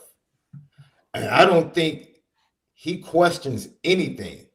I think now he sees that allowed him to see the answers that he needs for the program. And I think he reacted to that. And that's why he made the decision to self-scout 3, 4, 5 times, not travel as much, because now he saw the answers in that game. I see, which is very interesting, because I remember in 2012, why am I drawing a blank right now? Urban Meyer was on the sideline in that game. He said in that game, watching Alabama, he got the answers of how he needs to build a program to win a national championship. So for me, as far as I think the approach after 2012, or what we saw from a result standpoint, was a program that had a lot of questions moving forward. And they reacted like that, and that's how they lived off of that game. I think Marcus Freeman is moving as if now I got the answer. Now I got the answer to what we need to win this thing. Go ahead. I just sent you a text. Okay.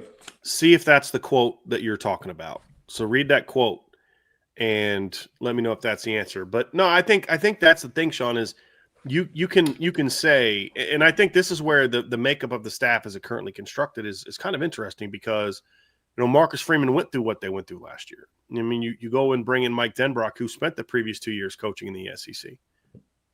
You bring in Chris Ash, who's coached on a national championship football team in the playoff era. Mm-hmm. Has had to beat Alabama on the way to that championship. Has also had some failures at the Power 5 level, which you learn from. So I think that's one thing that Marcus Freeman said when he put his first staff together, and he made a comment about it when he talked about why he hired Chris Ash. Yeah. Is he talks about, I know who I am and I know my strengths, but I also know the areas that I'm not as strong.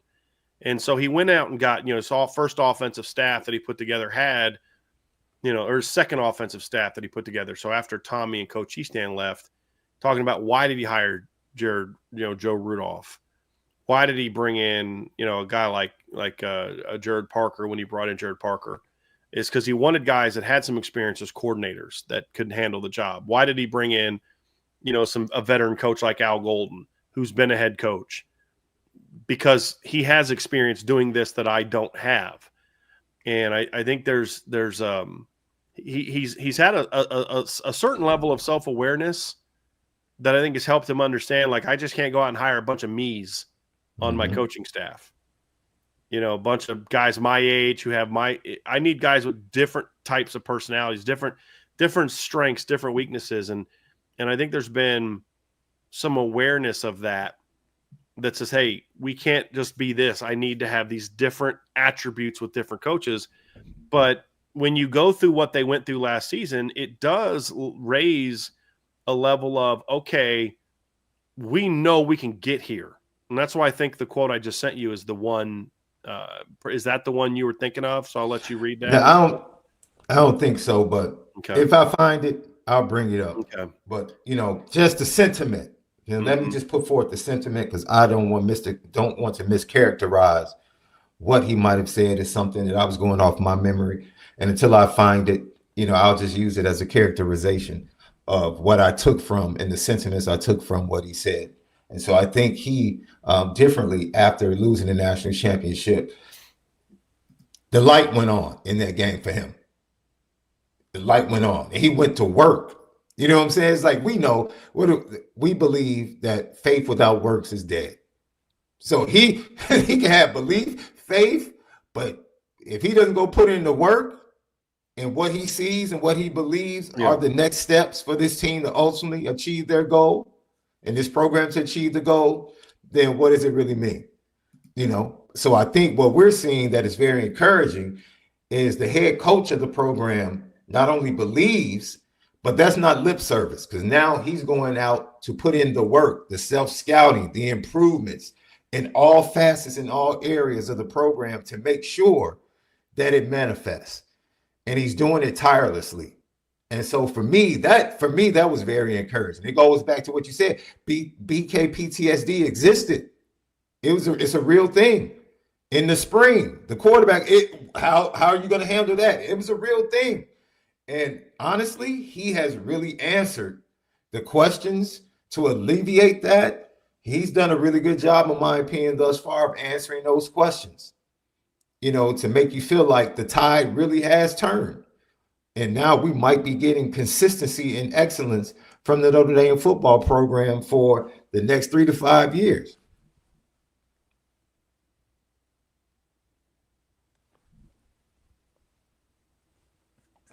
Then it's okay, you've done that. And maybe some of your coaches have done that. The next challenge for Marcus Freeman, and it's the one that's been ongoing since January as well, is how do you get your players to be just as hungry? And he had some comments at the beginning of the interview that I thought was interesting because, I'll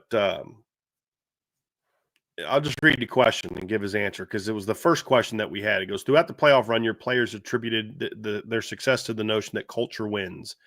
Yet as we move quickly toward a more professional sports model, how do you maintain that culture when the world around it is changing?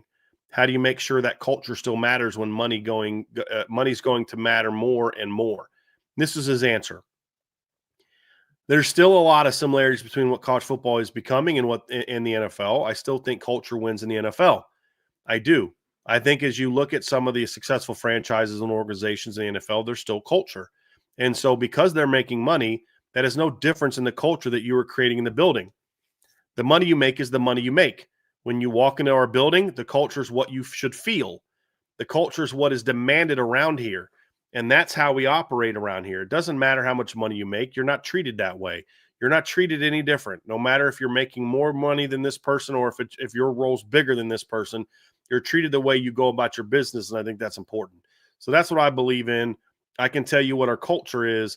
It's what they feel. It's what you feel when you're in the building. And what you feel is going to be determined not on what money you make. And I think that's going to be, if he can get that to be carried out by the players, that's how you maintain continuity, is because, you go do what you got to do money wise. But at the end of the day, these are still the expectations. And being able to get your players to understand, I'm not going to hold you back from making money. And we know examples, Sean, where he has helped facilitate players to make money in certain ways. When guys come to him, he'll say, hey, go talk to this person, do this. He's not one of those coaches that's like, no, these players don't deserve to be making money. I think most coaches don't like the idea of paying high school players a ton of money. I don't know a single coach that's ever come. And this is where I think people misconstrue Dabo Swinney's comments on NIL. Dabo never pushed back on NIL for his team. He doesn't like NIL for high school players. That's what he pushed back on. But he was always supportive of his current players making money. And most coaches are that way. And when Kirby raised some questions last week, it wasn't about, I can't believe players are getting paid. It's, why is an incoming freshman making, it shouldn't be an incoming freshman shouldn't be making more than a senior who's already proven something. That was more of his comment. That's true in the NFL. That's why they changed the rookie pay scale. Remember that? After Sam Bradford signed like a $50 million deal, and over the next couple of years, the next time the collective bargaining came up, they changed the rookie payout scale. So where now you're not getting rookies or the highest paid players on your team. And so that's not new. Veterans don't want rookies who've never done a thing making more money than them when they're veterans. And of course, you all want that when you're the rookie, but you don't want that when you're the veteran. Can you keep that going is going to be a big thing. Sean, we don't know the answer to that ultimately, but I will say this. I was encouraged by how few players transferred and what that means for what we're talking about. There were several players that were offered significantly more money to leave Notre Dame than they were offered to stay. Now, I'm not talking about Notre Dame offered him $100,000 and somebody else offered him $1.5 million. But I do know players that were offered $1.5 million and they took at least $500,000 less to stay at Notre Dame. Number one, because they understand the value of the Notre Dame education and how $500,000 is going to go a lot longer if I got a Notre Dame degree than $1 million is going to go if I have insert, Southern State School degree. Let's just be honest about that. And at least from a perception standpoint, opportunity standpoint. But when you look at those things, we know guys that were offered starting jobs to come back to Notre Dame knowing they were not going to be starters or at least rotation players. We know that was true. And yet everyone stayed. I mean, Sean, I had 7 stories written for guys that were transferring that I was told he's leaving. And I published one of them, Kennedy Urlacher. That was it. Because you know the names I gave you, and you know who told me those names. And yet those guys all in the end, when push came to shove, they couldn't pull the trigger. They couldn't say, I'm out. They couldn't take the buyout to leave. Why? Because there's an investment in Notre Dame. There's an investment in this program. And when I saw how many kids, and a couple of them we kind of thought would probably stay. I think might be a freshman, just going through your normal freshman stuff. But a couple of those guys that decided to stay, I was floored that they decided to stay. And with one exception, it was really came down to they just couldn't pull the trigger to leave because they're so bought into what they're trying to accomplish. And I think that's huge. And I think it speaks to the culture that Marcus Freeman is establishing to where you go make what you make. There's no jealousy here because once you get in here, we're all working the same. The expectations are the same. The standards the same. How you're treated is the same. Just because you got more money doesn't mean you're allowed to get away with things that this kid can't get away with. I think those are all important things that make me feel, again, we won't know till games start getting played.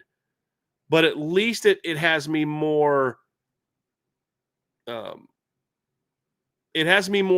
confident that I feel like I feel more confident that they've been able to so far not allow the culture to get overrun by just how wild this is. And I think a big part of that, Sean, goes back to what you said in part 1. You've got to recruit the right type of person, not player. You've got to recruit the right type of person. You've got to recruit the right type of family. Because you and I also both know that if your son is bought into the culture, but dad is not, then it's going to be harder to keep that kid. And when you look at some of the star players, the Jeremiah Loves, the Leonard Moores, the Christian Grays, some of those type of guys, you and I know their families well or know people that know their families well, and you understand that those families are going to look out for their sons to make sure that Notre Dame is doing right by their sons. But barring Notre Dame purposely screwing them over, those are families that also support the mission of what the school and what the football program is trying to accomplish. Because, Sean, you and I both know if a kid's going home and he's complaining about this or that, and his family situation is, well, I didn't want you to be there to begin with, that kid's going to leave more often than not. And so I think it's the strategy that Marcus Freeman has had, that we're not just recruiting football players, we're recruiting young men and we're recruiting families into our program, is a big reason why I think you're seeing the culture be the way that it is, which not only allowed for last year's success, but also has allowed for them to maintain so much of their roster. They didn't lose a single starter to the portal. Now, people say, well, you lost Bill, you lost Rocco. But the reason Rocco left is because they weren't willing to tell. I mean, and I'm okay with that. Rocco should have left based on what he was told. I supported Rocco's decision to leave, because it's like, you can tell me until I'm blue in the face that you're going to give me this opportunity, but I know you told me the same thing last year and you gave my job away in 5 minutes. So you tell me whatever you want, I'm out. I supported Rocco leaving. I understand it, but he also was not guaranteed to start this year. It's different. Pat Coogan was not going to start. Pat Coogan was going to be on the second string. It's a little different. You didn't see Leonard Moore didn't leave to take the SEC payday. Jaden Greathouse got offered a pretty big deal. He didn't leave. Never thought about leaving. Jeremiah Love never thought about leaving. I know he was offered some huge deals because they're bought into what Notre Dame is trying to accomplish. And then Notre Dame is also making sure that they're taking care of their players as much as they can. And I think that's a big reason why you're seeing this team stay intact. I was really concerned about this team kind of being ripped apart this offseason by people trying to pick at all the top players. I really was. And not one of them left. Not one of them. I think that goes to what Marcus Freeman talked about. Like, people want to know, right? A lot of times we feel like as the world evolves and everything that's going around socially, that all these things have changed. But at the heart, man, majority of people want the same things, man. And in college football, the majority of players want the same. They want to be great players, want to be coached. They want discipline. They want culture. They want opportunity to win. They want coaches that are going to be honest with them about where they stand. And these are things that we have consistently heard about Marcus Freeman and how he operates this program. Now, when you do that, you get some situations where you might have some young men or you might have some families that can't handle it. They can't handle the honesty. They can't handle the truthfulness. And the coaches sometimes don't properly handle every situation the same. But I look, shout out to Tyson Ford's mom. Her son is no longer part of the football program, but the day he graduated, it was all worth it. And It goes back to the phone call she made to Mike Elston during his recruitment when it looked like he might be choosing Oklahoma at the time. She was like, yo, my son is about to make a mistake. I need you to let him know and show him the mistake he's getting ready to make. And this young man didn't do anything on the field, but his mother was looking beyond football because the staff he was getting ready to commit to is no longer there. So now if he goes to Oklahoma, has he transferred 2 to 3 times? Mm-hmm. Now, that's a mother being right there. That's his support group being right there saying, hey, we know what you might see, but you need to really look at this. And that within itself connected to what we talked about with Thomas Davis, but also connected to the culture. And Marcus Freeman said, we know the direction that NIL is going, but we have not allowed NIL to become the lead of our culture. It's a part of our culture, but it's not the lead of our culture. And that right there, ultimately, now your kids that are in the building have to respect that. The recruits the parents have to respect that. We'll have an honest conversation about it, but don't get it twisted. This is about culture. It's the same thing. That's why I respect Dabo. Dabo is going to lead with his faith. It is what it is. And it's going to very much be a prominent part of that Clemson program. It is part of that culture, and it's a great reason why kids love. Drake Bowen talked about the affinity he had for the Clemson culture during his recruitment. Marcus Freeman probably his number 2. Absolutely. Yeah. Marcus Freeman was the one that made the difference for Drake in his recruitment that put Notre Dame Well, over Drake the Bowen top. doesn't come to Notre Dame if Marcus Freeman's not the defensive coordinator. Absolutely not. No way. Absolutely not. All due respect to Clark Lee, it ain't happening. Drake's not a No. typical Indiana kid. He wasn't born and raised in Indiana. He was born and raised in the South. Yeah. Real quick, too, on Tyson Ford, but that's also why Tyson Ford graduated in 3 years from the University of Notre Dame. You know, so, yeah, I got a lot of respect for that young man. You respect if you knew that. his mom for 5 minutes, and we both did, you understand. I'm not surprised by that. I'd have been surprised if he didn't stay to get his degree. Yeah. Right. Yeah. I hope he does well at Cal. I really do. I do as well. I hope he takes advantage. I hope he gets the look he needs, and I hope we see him on the next level. Yeah. Absolutely. But I told someone, I said, yo, there's no way you still don't consider that's a Notre Dame man. Yeah. I don't care what school is on his plaque when he goes to the NFL. Yeah. That's a Notre Dame man for life. Yep. 100%. You know, and so you have to respect that. And when you have that and you have someone at the forefront that's willing to be the leader of that, you talking about like this is, I think, once again, Jack Swarbrick, he saw something. He's like, this is the guy we need moving forward in the midst of all of this chaos to be the leader and the carrier of the shield of what Notre Dame really means. Because what Notre Dame stands for can exist and breathe in modern day football. Other people didn't think it could happen, but Marcus Freeman is the right guy to show we can be Notre Dame in the midst of all of this chaos, whether it's NIL, transfer portal. If we are us and create the right culture, it won't impact us the way people thought it eventually would. And like you just said, you had 7 stories written.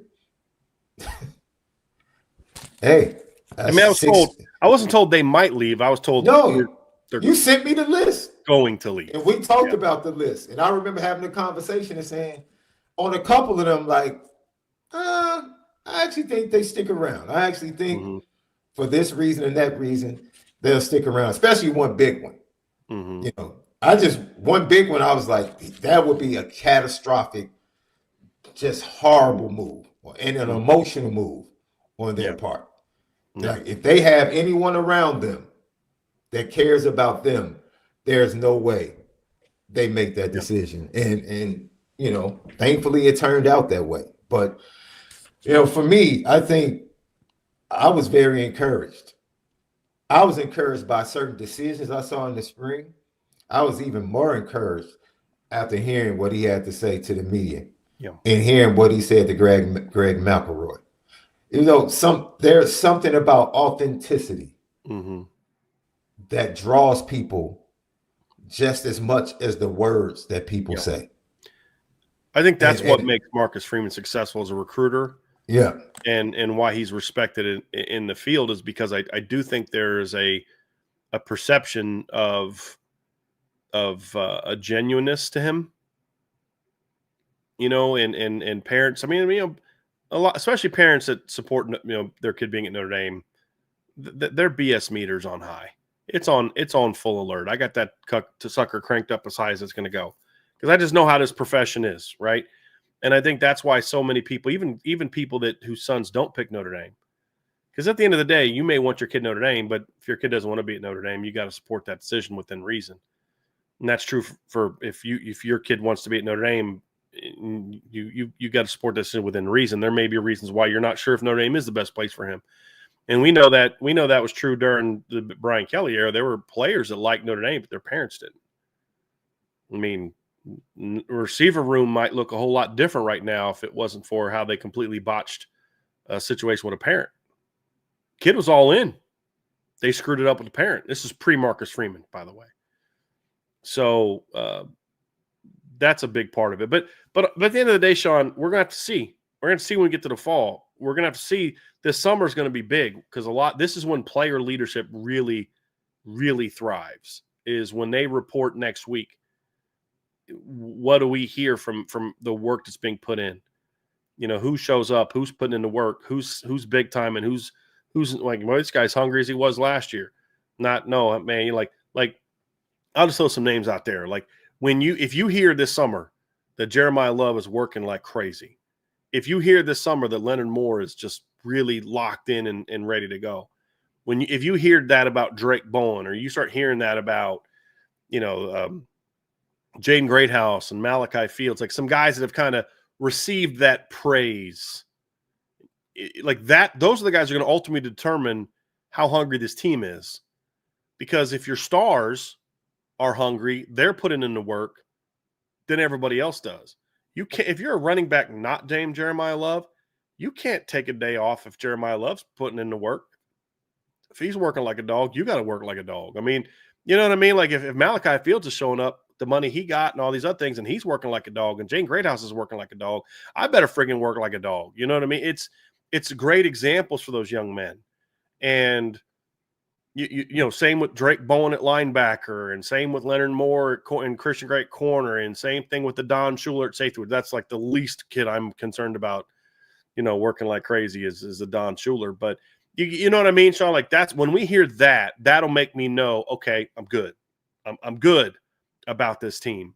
And I'm not saying those guys will or won't. I'm saying that's what ultimately will be determined, because if the stars are not working, they're not showing the leadership, then the rest of the players will follow you down that path.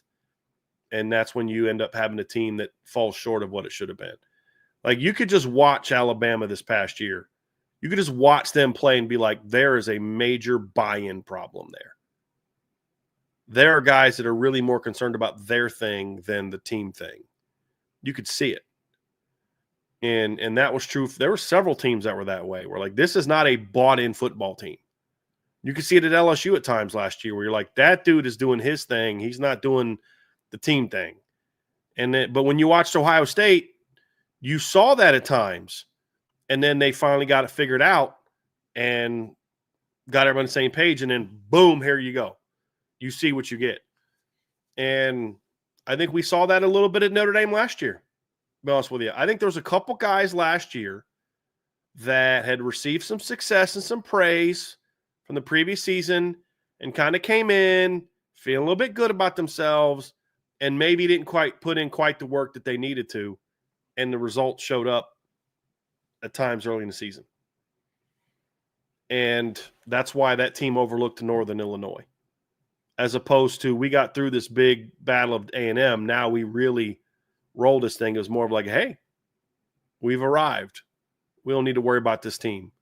And I think that's why we questioned the leadership of this team after the Northern Illinois game. After the Miami game, Miami Ohio game, Sean, we still had some of those questions. But once it finally arrived, then this team took off. You got to, and that's where I think when Marcus Freeman looks back, that's one thing I hope they recognize about last year's team was our leadership really where it needed to be across the board for us to be able to go make the run that we made. And it eventually got there, but I don't know that it was there early on, just based on how the team just didn't answer. Like, if they would have answered to Northern Illinois the way they answered to being down against Ohio State, we're having a very different conversation about that game.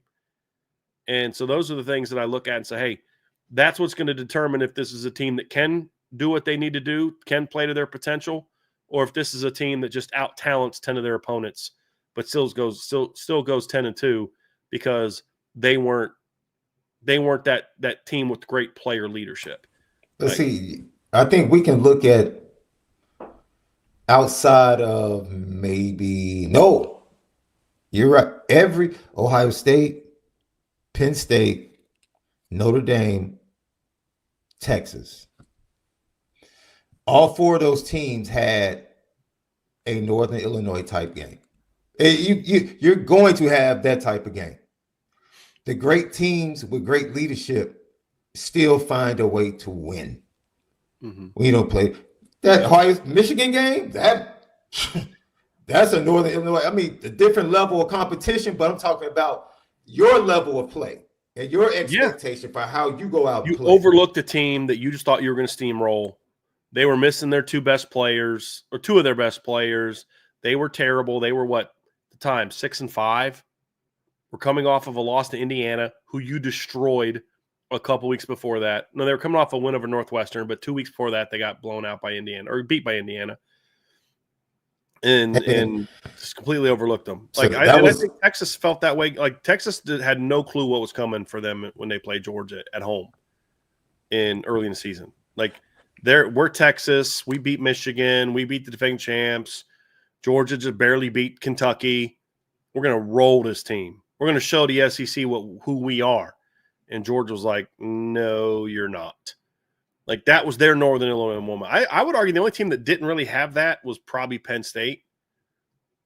In that, I think their Northern Illinois moment ended up being a win. Penn State. Well, like their Northern Illinois moment ended up being a win. I think USC was their. No, that's what I'm saying. I think Penn State's ended up being a win. Texas's ended up being a win. Who was Notre Dame. Texas did. Arkansas, they were. Oh yeah, I would say that was like a one possession game. Late in the moment for me was Georgia. Okay. In that they just. I was just looking at the level of competition, but that's fair. Yeah, they didn't show up against Georgia at home. Didn't show up. Like that game should have been that game was not even as close as the score dictated because they were just more talented than Georgia, so they were able to kind of climb back in a little bit. But just that overlooking your opponent, not being mentally ready to play, not having the leadership to get back going in the middle of a game. Like they just had no answers for Georgia that night. Arkansas would be a good example as well, and they ended up getting a win. But and then like Penn State had that moment against USC where they just showed up thinking they were going to roll over USC, and then just got smacked in the mouth in the first half. Fortunately for them, they were good enough to kind of come back. But I still think if Teddy Leonard doesn't get hurt, Notre Dame would have come back and won that game too. I do believe that. But I think let me pull it up. I think Penn State struggled in one of their non-conference games early in the season. Like early in the game against like a MAC team, I think. Yeah, Bowling Green, they were down 17-7 and ended up coming back and winning by a touchdown. They were down like 17-7 against. But like you said, they were able to win. You have to be able to win those games. And that might be some of that self-scouting that Marcus Freeman is talking about. Like, we have to go into leadership. Hey, we have to make sure that we find a way to win. That goes to sometimes in those games, you have to have the guys on the field in the huddle say, hey, get it together. Let's get our stuff together. Right. I wish I could use the expletive, but get it together, man. Because this is not us. This is not us. Like at this point, it don't even forget how pretty it's gonna look. Yeah. Let's go get this W. That's all that matters. We'll fix everything else during the practice next week and in film session. Right. We're not leaving this field without a W. Right. Everything else can take care of itself. But Notre Dame didn't have a team that knew how to do that, Sean, going into that. And that's where I'm very curious how last year's season impacts this team, because that team had to learn you've got to show up every single week because you're in a single elimination tournament now. Lose and you are done. And that level of consistency, and they still weren't even their offense struggled almost all year out of the gate. I mean, you think how many times they fell down 7-0, 3-0, and then just because you think about it, Miami scored first, then they scored kick a field. No, Miami almost scored first, and actually Miami did score first. Didn't they kick a field goal? I think they did. 3-0. Yeah.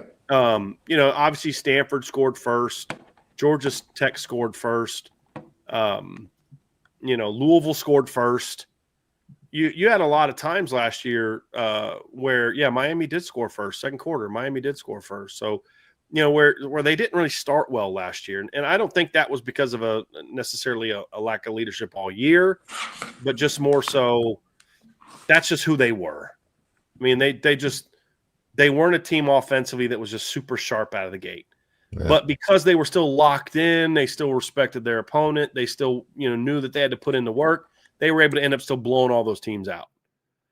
Was with Northern Illinois, and you and I have said this, Sean, you can't that was an example of, and the rest of the year was an example of, you just can't turn that switch on and off when it comes to focus and intensity. When you show up on Saturday not focused, you don't turn it on at halftime. Like the games that didn't start well, they were games they were locked in. They just didn't start well. You make adjustments, you get things back on track, and you go make plays. But when you just go into a game, and it was like that, remember the Ball State game was like that back in 2018. The Toledo game was like that in 21. When you just come out and you're just like, dude, we didn't put in the work this week. We weren't locked in this week. We're not locked in now. It just gets,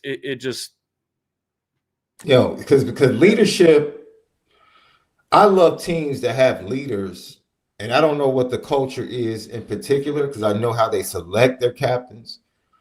But when you have a leader that goes beyond position rooms, they can literally walk up and down the sideline and talk to everybody sitting down on the bench, like, yo, let's go. This is an overall message. This is not blaming this group, that group.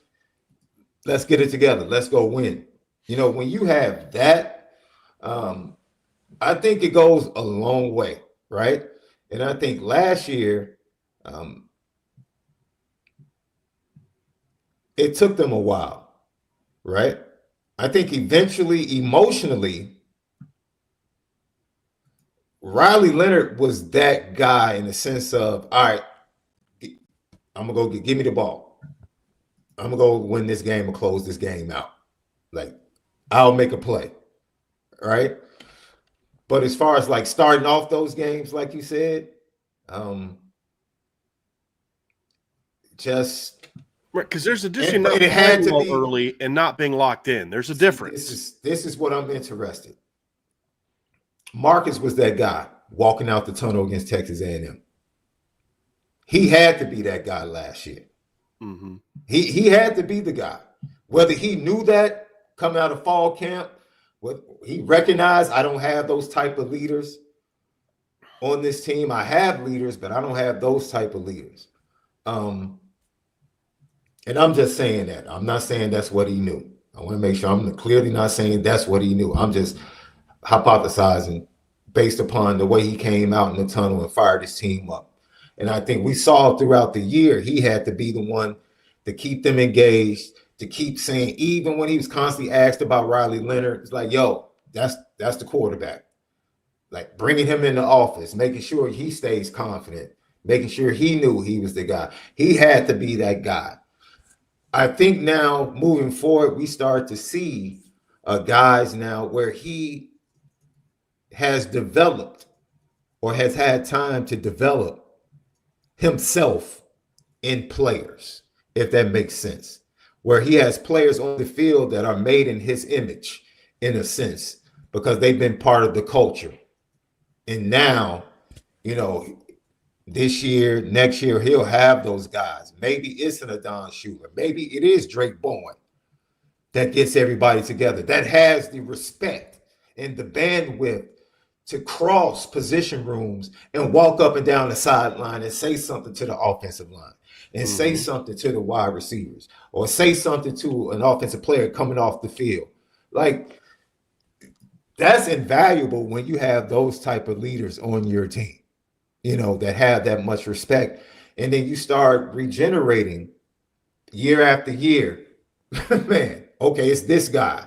Once this guy leaves, then it's that guy. And so I think Max Bullock talked about that. Like in the linebacker room, man, we got guys that are all jumping at the bit and saying they look forward to being leaders.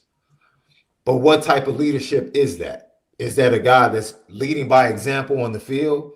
Is that a guy that's leading in the locker room? Is that a guy like Drake Bowen, who I feel like is going to have the bandwidth to do the things that I just spoke about? And that's fantastic, but that goes back to the culture conversation and that Marcus Freeman talks about. I think if you are saying, and you intimated this to me before last season, if you are saying that they had full confidence that they could make a run, I'm wondering now if they have full confidence that they will make a run. See, I just changed. That goes from we believe we can to now, oh yeah. The belief has, even the expectation and the belief has taken another step forward, right?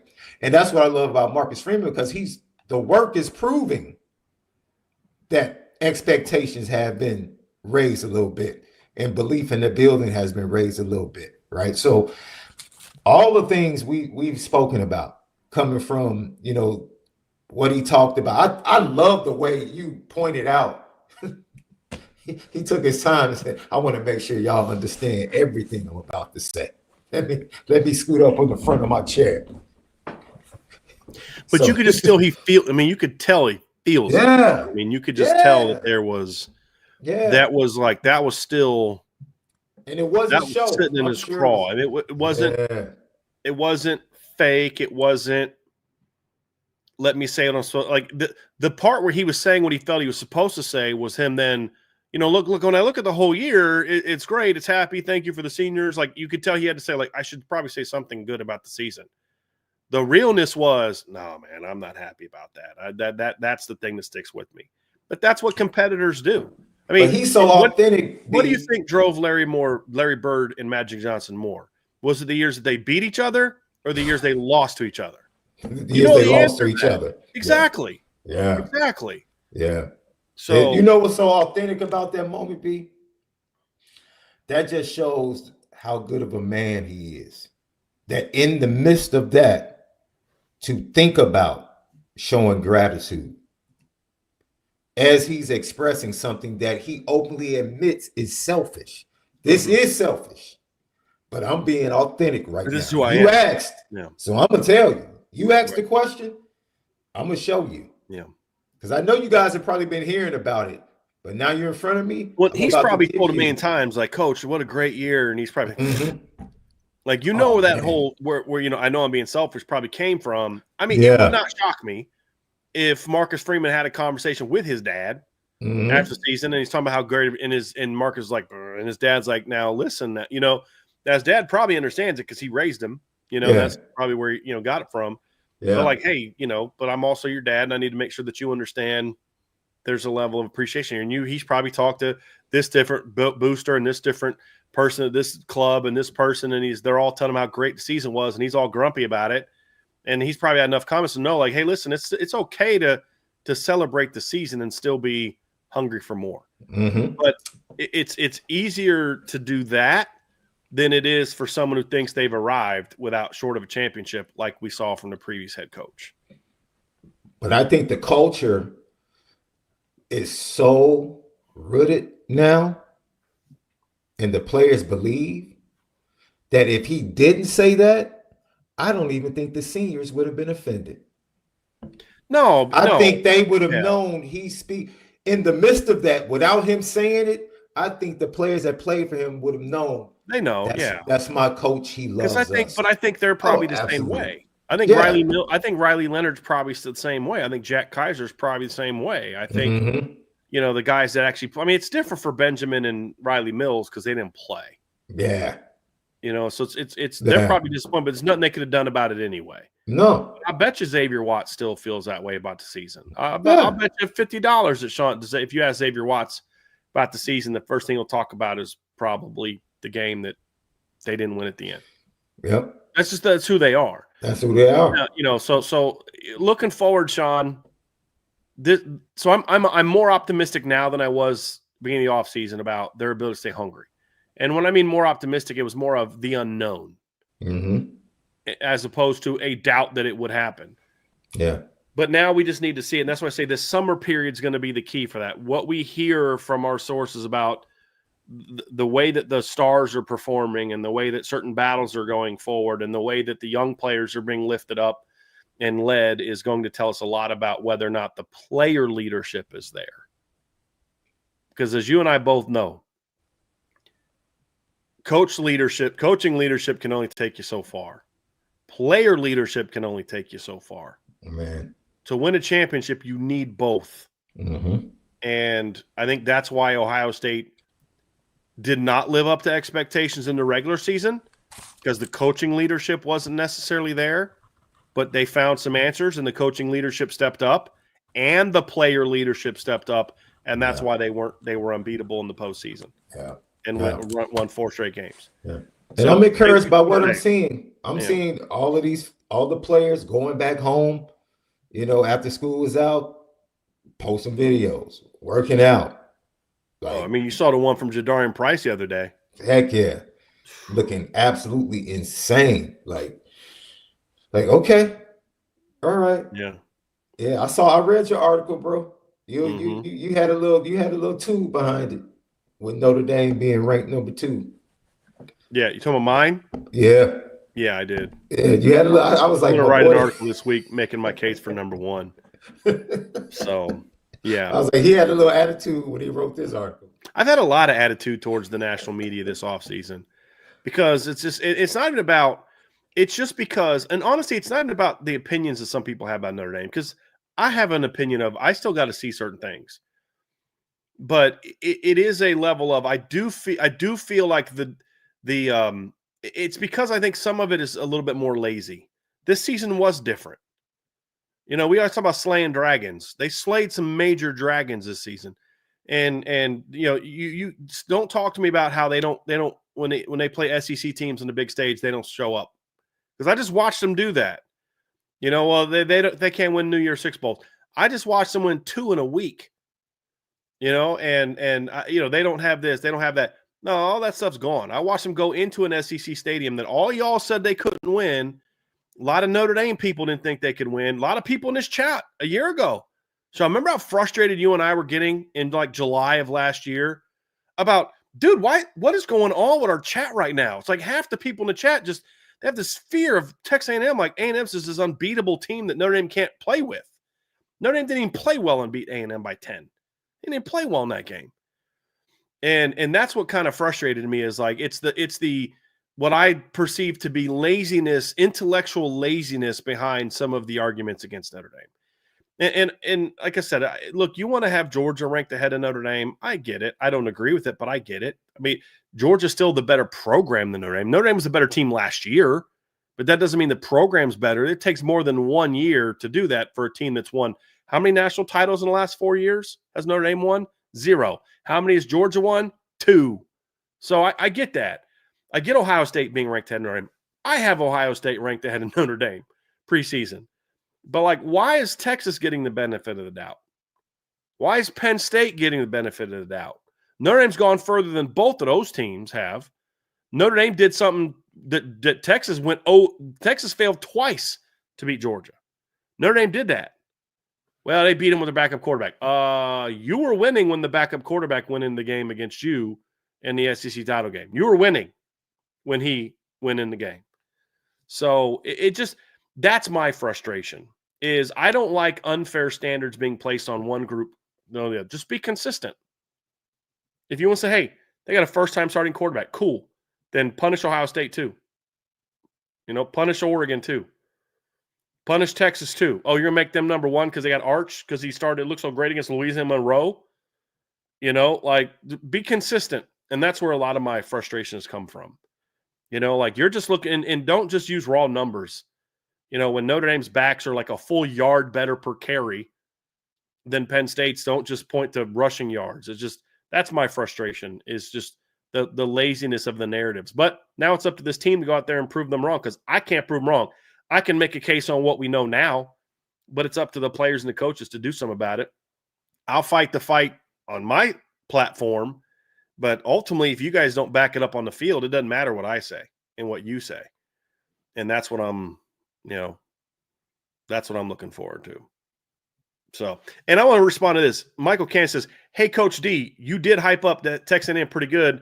We were just feeding off of you. I said before they are just a middle of the SEC team. False.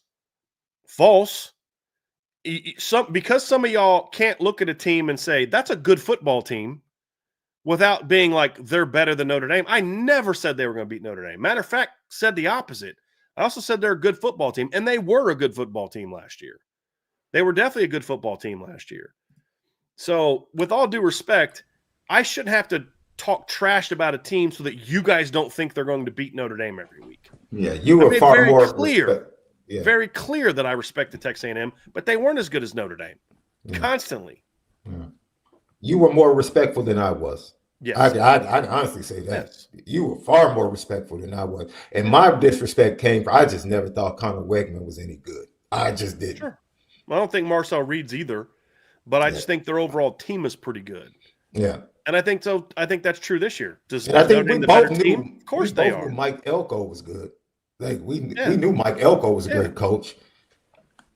Yeah. Yeah. So apparently some people, we shouldn't gush about anything. I see here, look at me, allowing people's silliness. to get me off target. Not going to do it. We're going to move on. We got some college football topics to talk about next, Sean, that is going to be very interesting. So, but before we go, folks, do us a favor, hit that like button, hit the subscribe button, hit the notification bell, share this podcast, give us a 5-star review. We would greatly appreciate that. But as always, the best way to engage with us at Irish Breakdown, the best way to support us, the best way to be involved in all the stuff that we're doing is on the message board at boards.irishbreakdown.com. You can sign up with a monthly membership, annual membership, or you can sign up for the booster clubs, which is a little extra support for us. And if you sign up for the booster club, you do get some free IB merch in return. So you could definitely check that out as well. You can find that at boards.irishbreakdown.com. Let's dive into topic number 3 today, Sean, which is our college football topic. So our recruiting team CF college football.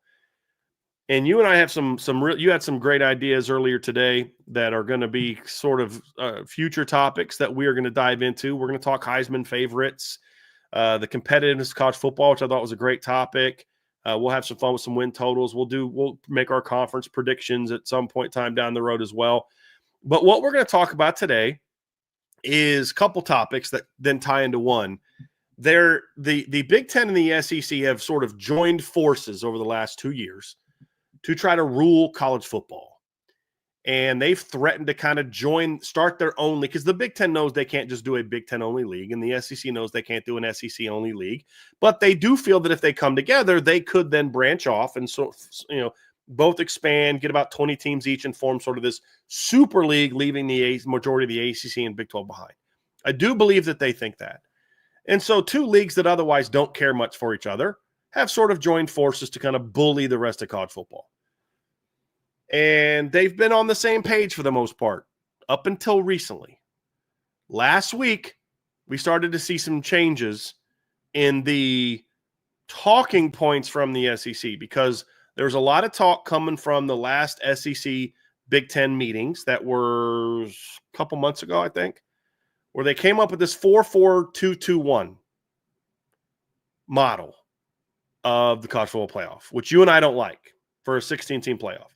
So 4 automatic qualifiers for the Big Ten, 4 automatic qualifiers for the SEC, 2 for the ACC, 2 for the Big 12, 1 group of 5, and then what would that be, like 3 at-larges?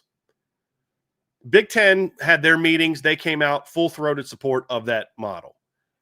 Coming out of the SEC meetings, there's been a lot of pushing back on that from the SEC. I think Greg Sankey was on board with that model, but his teams are not. And there's actually been, in the midst of all the crying and whining coming from the SEC, there's been some nuggets of, that's smart. And the talking point is, why would we limit ourselves to 4, maybe 5 at the most, by this model, when there may be some years we get 6 or 7? Look, and if you're the SEC, look at the NCAA tournament. Look at the College World Series, where they got way more teams than they probably should have, especially in the baseball tournament. That could be us for football. Now, I think that's a little misguided, because 68 versus 16, or, the numbers are a little bit different. But I actually think it's smart, because we've talked about this. You're going to get 4 most years anyway. There may be the occasional year of 3. Like, I think this year the SEC only had 3. You had Tennessee, Georgia, and all the crying about, oh, well, we just won't play anybody non-conference. Well, Alabama and Ole Miss, you didn't lose to anybody out of conference. I don't know what you're crying about. You lost to bad in-conference teams. So, I look at it like this, Sean. Could this be the first crack in the partnership between the Big Ten and the SEC? And I actually think it's odd that the SEC is actually showing a little bit of wisdom here, at least from a format of the playoff.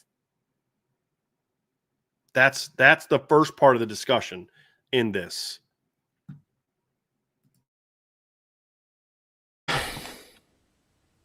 I think they're joined at the hip, because when they made the move together. It's almost mafia style, right? Or you use another great example before the show, where, in order to get rid of you have the same enemy. And in order to get rid of the same enemy, you have to join forces to get rid of that enemy. But then you realize once the enemy is no longer there that you really never were on the same page and are enemies within yourselves. And so I think in these negotiations, some of those differences are starting to come out. And I think what the Big Ten wants, which is going to be interesting, is very much what the Big 12 wants as far as structure. And I'm pretty sure it's going to be what the ACC wants.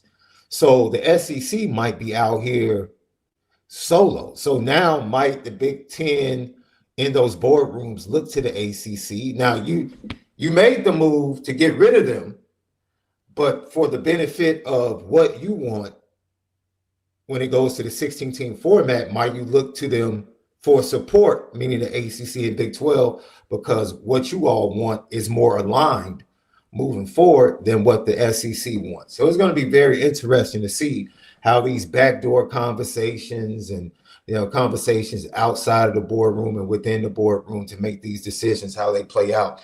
But I definitely think this is something that they chose to put aside when they decided to make this power move together. And I thought they probably felt like they didn't feel like this would happen as fast, right? I think the Big Ten is caught off guard, and this is why I say the Big Ten is caught off guard. Very curious to hear your thoughts on this. The Big Ten is caught off guard because I think everything was going to expire in 26 with the 12-team playoff, so everything organically was going to move forward anyway, with expansion to 16 and the format changing, right? What happened was Greg Sankey panicked. You know why? Because the representation of the SEC in the 12-team playoff didn't go the way he thought. We were making this move so we can have two teams in the Final Four. That's what Greg. And then if one or two Big Ten teams show up, then that's good. But we're going to be the dominant conference in the Final Four teams.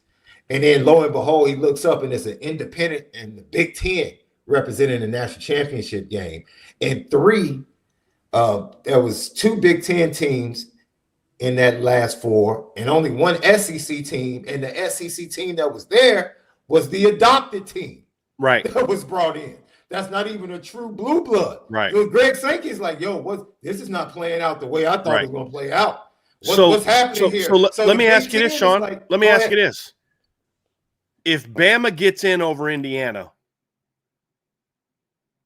or SMU, is the SEC having the hissy fit they're having right now?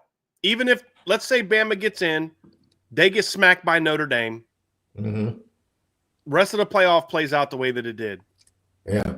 I think they're still having a little bit of a hissy fit, but not quite to the degree they have. And here's why I say that.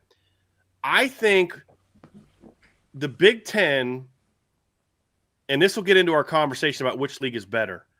I think in most years, the best case scenario for the Big Ten is 4. Mm-hmm. Best case scenario. Absolutely. Most years. Yeah, most years. Yeah. I think the SEC is looking at it saying, like, we should absolutely have 4 in every year, and we should get even more. So for the Big Ten, I think they feel they need to push harder for 4 guarantees because they won't often get 4. I think what the ADs and the head coaches of the SEC have done is convince their commissioner that no, we shouldn't guarantee 4 because in most years we'll get more of that. Because yes, they're crying about last year, but there's enough smart coaches and smart ADs. And what's funny is, the first voice of reason in all this was in the SEC. The first voice of reason was freaking Lane Kiffin. Yeah. He's like, no, it shouldn't be. He's like, we shouldn't have any of this automatic bids. The 16 best teams. Who had Lincoln Riley as the smart, rational one in the SEC on their bingo card? Lane Kiffin, yeah. You know what I mean? Yeah. To expand that, go ahead. But there's a lot of coaches and AD saying, yeah, it didn't work out for us this year, and we're crying about it.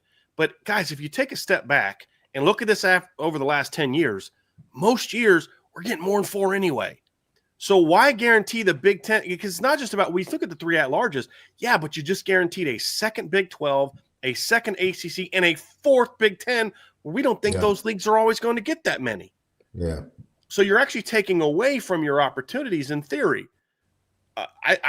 That's what I think is going on. And that's where I think Greg Sankey's being pulled away from his sort of, did we just become best friends moment with the Big Ten? Well, because the Big Ten needs the 4 automatic guarantees. The SEC doesn't. And that's why I think the Big Ten is like, whoa, bro, this was supposed to happen next offseason. Why are you pushing this agenda? Because you know why? Because Greg Sankey can't afford for it to be Notre Dame, 2 Big Ten teams, and then one, as he can't afford for that to happen, because now he's in trouble with the schools. So he's trying to speed up the process. Like, no, we need to create automatics for our league right now. And it's like, you can create automatics all you want to. If they're still getting smacked in the early rounds, but his league is not pushing as hard for that now, because I think the ADs and the coaches have said, I don't think the automatic qualifiers like this are good for us. And I don't think a lot of coaches want to be dealing with that playing game stuff either. Absolutely. And I think coaches know, look, man, it's our job. Lane Kiffin just thought we're one of the best 12 teams. Now, I'm all for this. I think it's Joe Klatt said it. Whatever we do, let's take as much power away from the committee as we can and put more emphasis on what actually takes place on the field. I would love for 80% to be about what happens on the field, right? But with that now, you have to play somebody. You have to give us some criteria that clearly shows you're one of the best 12 teams, right? Because a lot of people have talked about Indiana's upcoming schedule, right? Hey, Indiana's going to have to deal with that if they get in a position with an SEC team where it's okay. That's on Coach Cignetti and his program. That's not a problem for Notre Dame for the most part, especially with the first 2 games that they're playing. So for me, I just think this move and what we're seeing this year is being pushed forward a year before it was supposed to happen jointly by the Big Ten and SEC because of the panic by Greg Sankey in a reaction to the way things turned out in the playoff. That's what I mean by the Big Ten. And by pushing it early, yeah, you now have more time for your coaches and ADs to now push back on it. Yes. Because you're not throwing it at them like, we got to vote now. It's got to be decided now, which is what they've done in the past. Hey, we're going to add these teams. You got to vote on it. You got to do it now. And you got like a weekend to kind of get everybody together, twist whatever arms you need to twist. You can't do that now because you can twist my arm now, but next week when I'm home, this hasn't been decided yet. Yeah. And I think another factor in this, Sean, is I do think the Big 12 and Notre Dame have been a little bit vocal about their displeasure of this. Mm-hmm. And I've read some things, read some things where some Big 12 ADs and higher ups and money people have said, don't think we're just going to take this line down. Texas isn't the only school in Oklahoma and Texas with money. You know what I'm saying? Like there's a team from our state that's been willing to say, we will reject TV money for 5 years to get into Power 4 league. That's how much money we have. Yeah. You know what I'm saying? Talking about SMU. Yeah. Don't think we're going to take this laying down. Mm-hmm. And I also think that the commission that Donald Trump talked about caused some people to panic as well, because there's a fear, and there's a couple congressmen that had sent out some things like, hey, you think you're going to bully this? I think there was enough pushback from within the league and externally where Greg Sankey said, this isn't going to go the way that we thought it was going to go. That's the reality of it. And so I believe that that's why you're seeing this blow up a little bit from the SEC standpoint. Is I don't think they thought the fight was going to be this big, because in the past the Big 12 was just kind of rolled over when the SEC came at them. In the past, other leagues have just kind of rolled over when the Big 10 came at them. Now I think the Big 12's like, dude, y'all forced us into a corner. We're now a rabid dog backed into a corner. We got no option but to fight because you're trying to kill us. You're literally trying to kill our league. We're going to fight. I think Jim Phillips is still kind of weak. I don't think Jim Phillips has a lot of fight. I used this quote last week, Sean. I feel like Jim Phillips is kind of like that scene in The Godfather where they say to Tom Hagen, "You're not a wartime conciliary." Like, Jim Phillips is not a wartime commissioner, and they need a wartime commissioner. The Big 12 seems to have one, and Notre Dame has one and had one before. You got to give Jack Swarbrick a lot of credit. Jack Swarbrick was a wartime AD for what was going on in the college football world. And I think that, combined with the fact that everyone in this league wasn't even on board with this, is why Greg Sankey's kind of stepped back and said, we're open to other things. We're not locked into the 4-4-2-2-1 thing. He was 2 weeks ago. He absolutely was 2 weeks ago, but he's obviously not now. Why? He's lost leverage. Yeah. And see, this is what I love. This is what I love. You know who screwed everything up? The Fighting Irish. Mm-hmm. Screwed everything up. In one swoop, they beat 2 Big Ten teams. They beat the SEC team. And the only team that had the Power Stone waiting for them, allow me to use my MCU reference, waiting for them, was Ohio State. Mm-hmm. That was it. And now Pete Bavacqua walks in with even more leverage. Like, you can't tell us what we need to do, and we just beat. Right. We beat Texas A&M. We beat this team. Let's go down the list of teams we beat. Right. You asked us. We have taken every bullet point that you gave us for us to remain in the position we're in. We did it. BCS era, okay. 14 playoff, all right, we'll take that. Oh, you want to expand to 12, but we can't be higher than 5? We're fine with that. We'll take it. We'll deal with it. We have to play an extra game. That's fine. And they should have. Yeah. They were right to not get a bye in the previous format. Yeah. But I think you were saying that because you were saying that because you respect a lot of things about us when it comes to power, connection, brand, all of that. So you don't want to be without us, or not. You don't want us to not exist in the package, because you need us in the package. Otherwise, you wouldn't have us around. There must be a need that you see why you. Oh yeah, we still need you guys, even though you're not winning. What did we tell people? If Marcus Freeman wins, watch out on and off the field. It's going to be a problem. It's going to be a problem. And you know what's funny, Sean? That coming. They didn't see last season coming, and it's caused a lot of things and a lot of conversations that might have been saved for a year, 2 years down the line to have to take place. This summer. I think ultimately, like, I get that the SEC has had some comments about Notre Dame, but I actually think as a conference leadership, I think they're kind of pro Notre Dame. I think the SEC knows that if Notre Dame joins a league, it ain't the SEC. No. So there's going to be no bullying Notre Dame coming from the SEC. The league that might try to bully Notre Dame would be the Big Ten. Because they think if they have to join a conference, they're going to join ours because we're going to kill the ACC. And so I think that's actually interesting, is where the SEC and Notre Dame are kind of aligned in certain ways in that regard.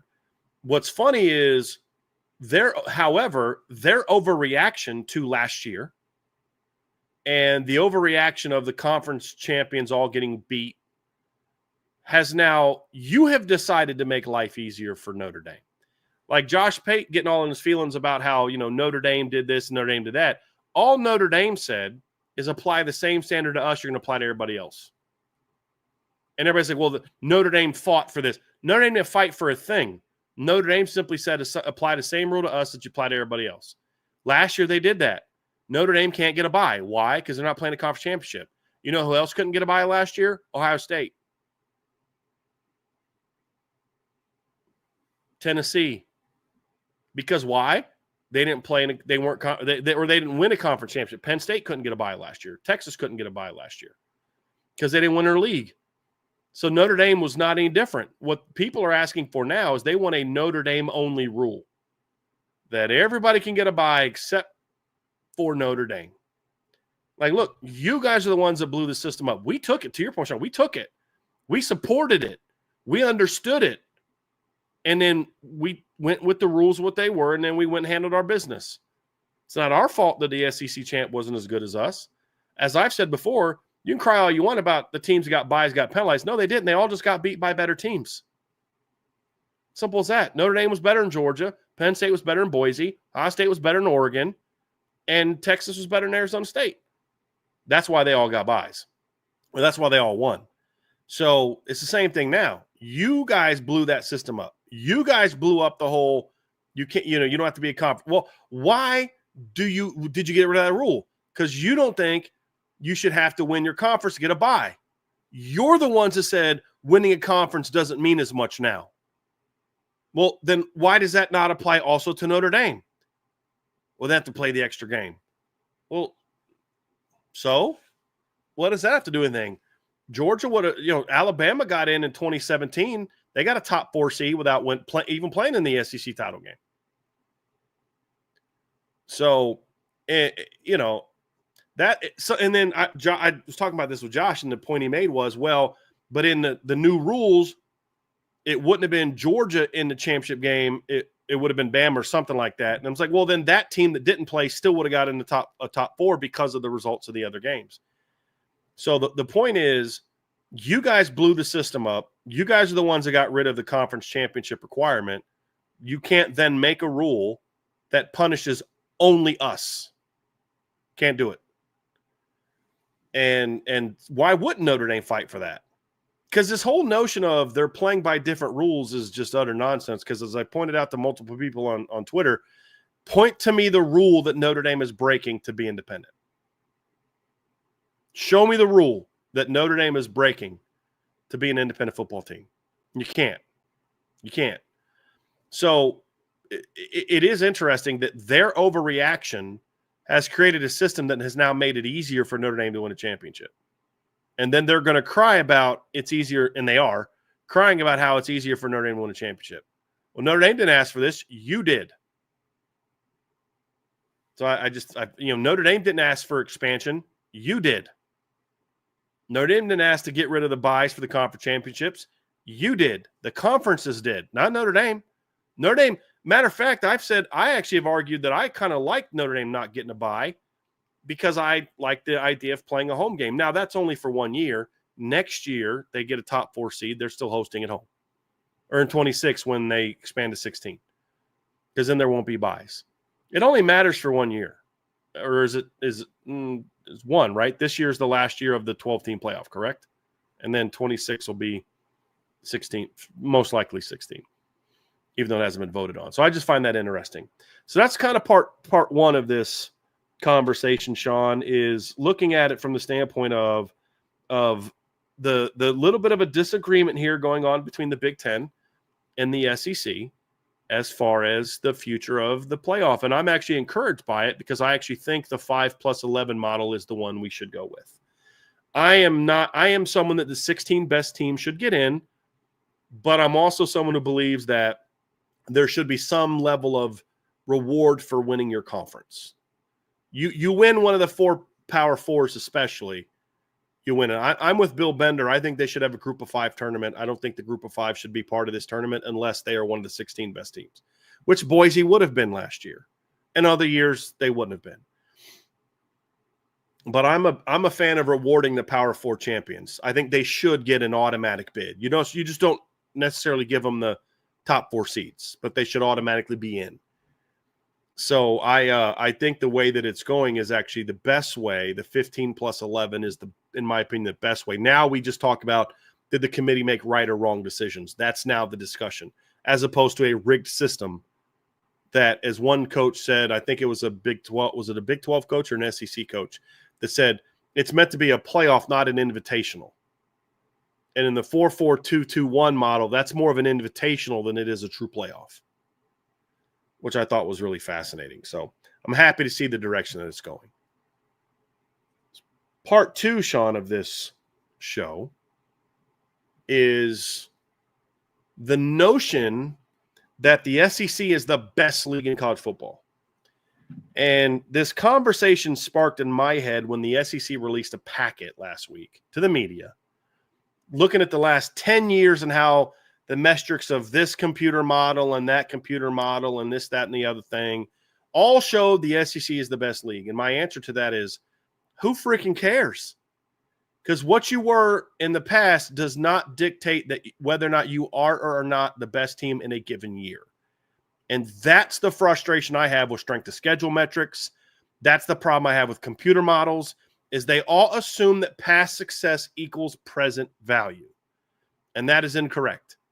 And so what we're going to discuss is whether or not the SEC was the best conference in 2024 and whether or not they will be the best conference in 2025.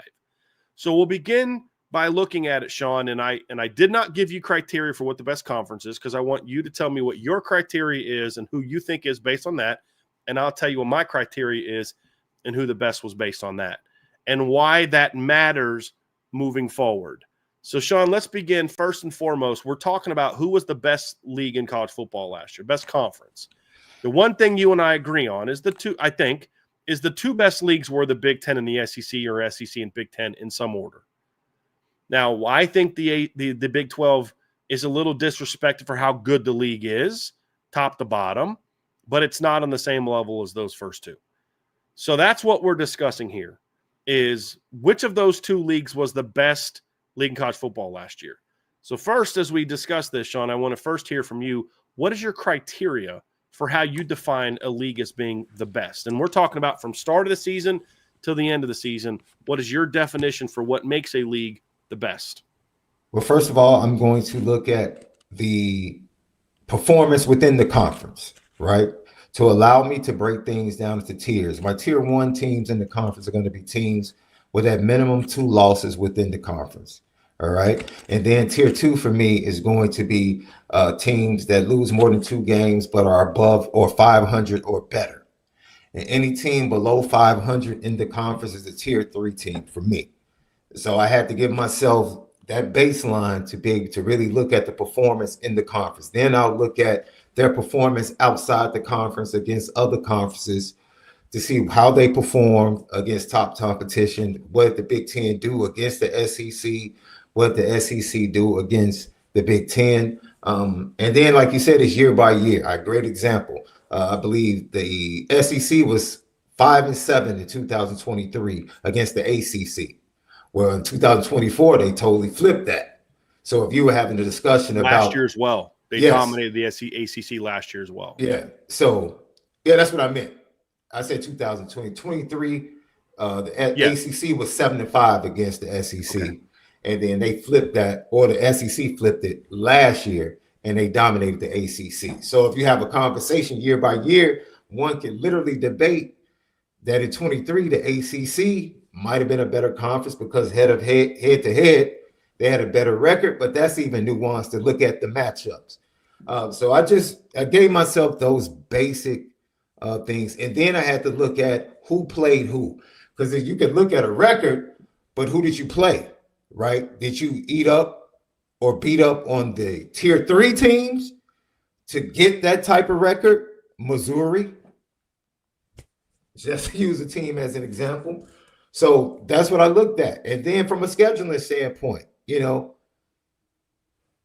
your top tier teams even play each other? How much did they play each other? Right? If you had 4, let's say, for example, if you had 4 top tier teams, but there are only 4 games in your entire conference schedule where your top tier teams played each other, out of the combinations that they could have played each other, then that speaks to whether or not your conference was really that strong, because you're just eating up on the bottom dwellers with your best teams. So for me, that's some of the criteria I use to kind of dig into whether or not the Big Ten and SEC was the better conference. And for me, I think there is a line of demarcation in this conversation that was actually a playoff game in the midst of the evolution of NIL and the transfer portal. And Archer's probably going to be happy when I talk about this particular matchup that I think started the trend leaning more towards the Big Ten being the better conference in the last 2 years rather than the SEC. And it probably was a little bit before that and other things. But for me, since we're talking about the Big Ten, I think that Ohio State Georgia game, that playoff game, 2022. Yeah, I think a lot of Big Ten programs watched that game and said, okay, we now see what we need to do and the hump we need to get over. And I think it kind of gave confidence on a national schedule.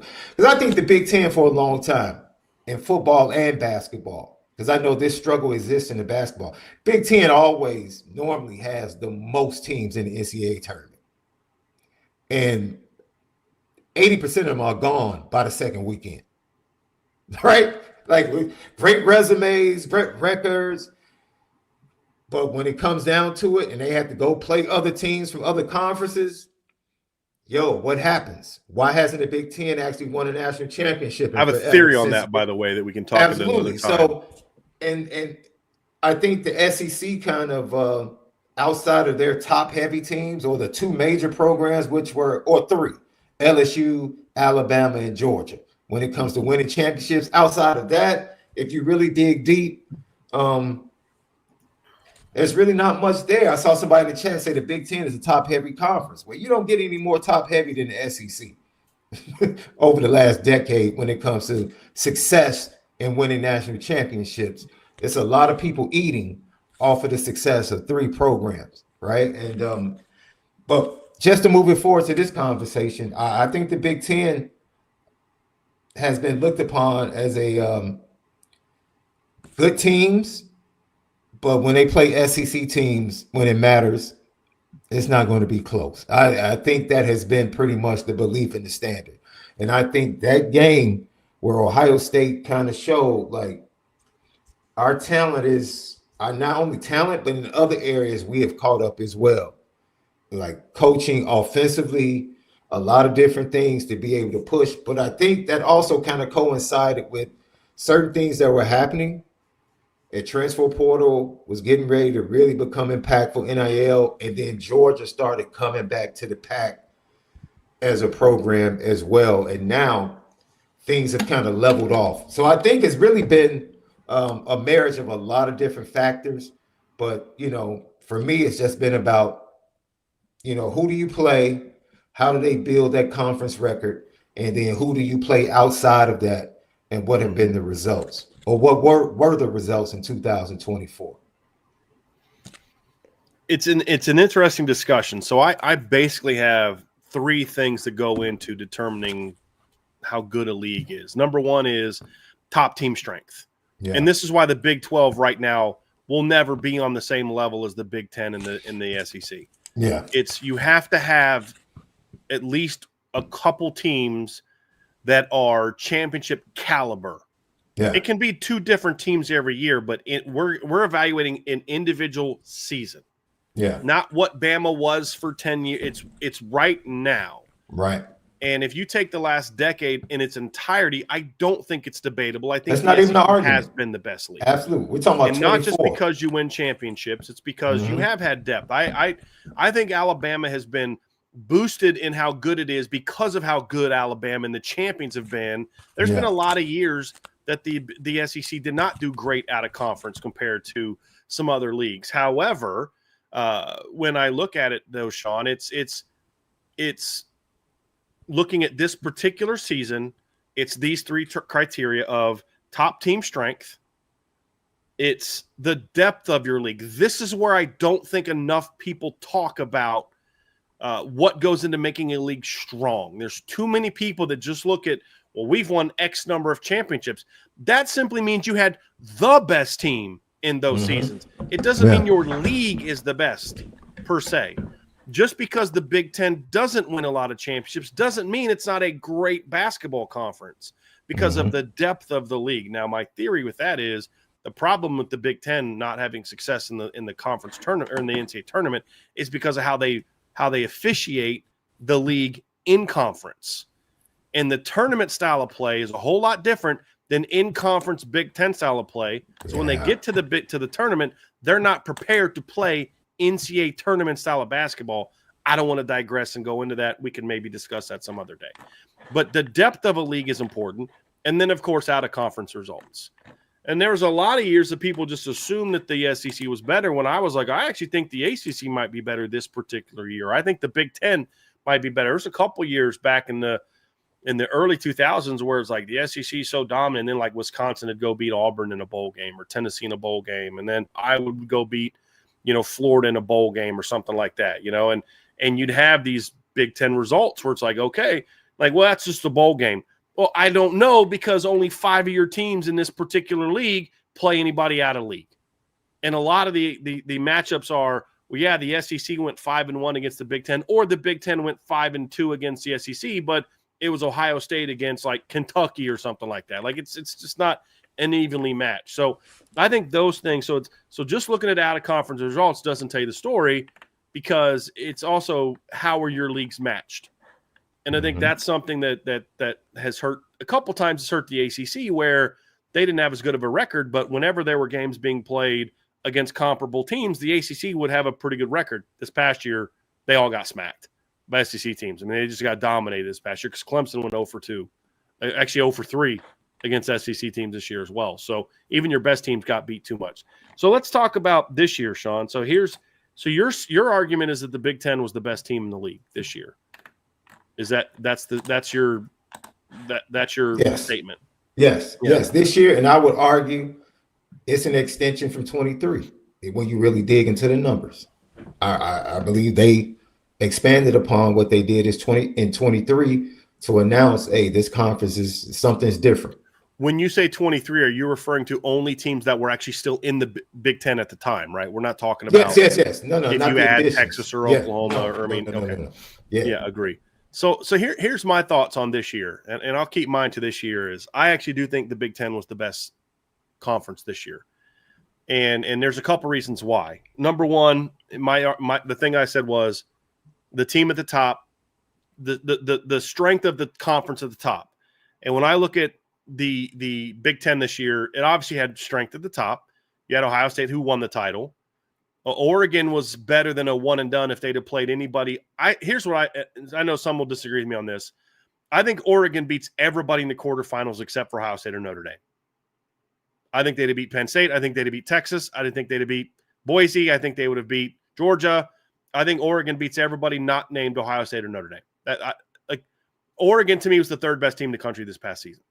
It's just they got this is where the automatic qualifiers or the automatic buys can hurt you, because now all of a sudden the number one team has to play the number 5 team in the second round as opposed to the 8 or 9. The number 2 team, Georgia, has to play the number 6 team in Notre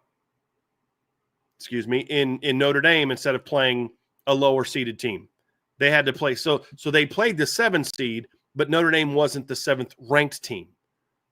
Ohio State was the 8th seed, but they weren't the 8th ranked team because you had 2 teams ahead of them. So Notre Dame was actually 5 and Texas was 6, excuse me.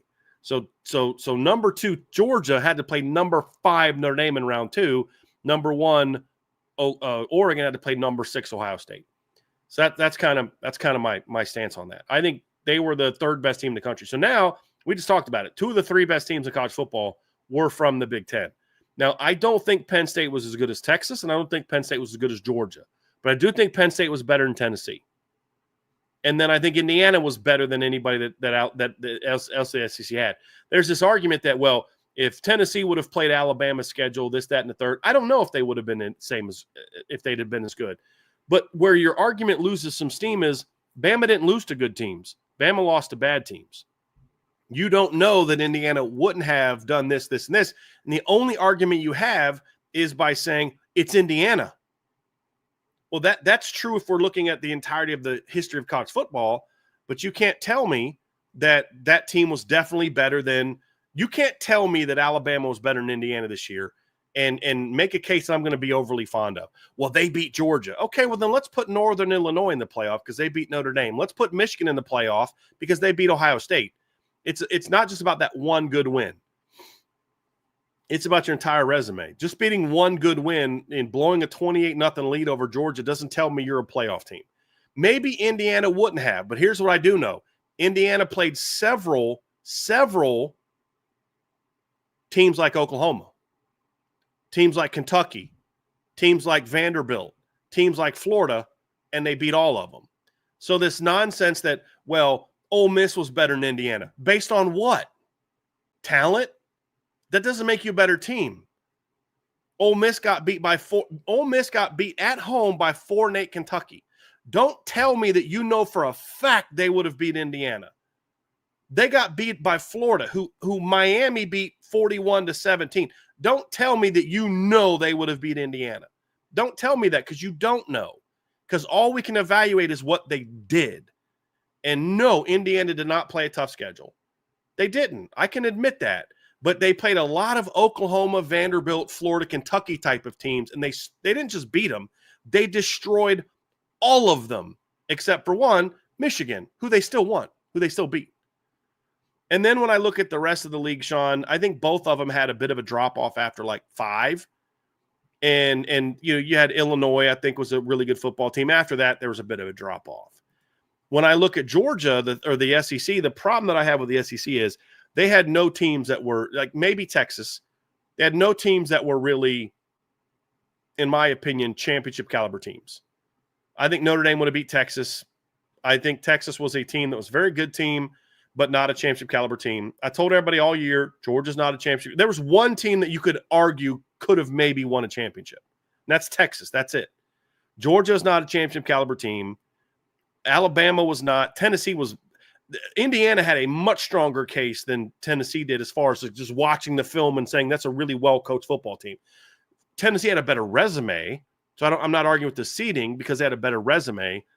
But, I mean, you and I weren't surprised by the fact that Tennessee was a one and done. I didn't expect them to get beat as bad because, I mean, the last time we saw Ohio State play was them getting beat by Michigan. But Tennessee was not that great of a team. It was a down year in the SEC.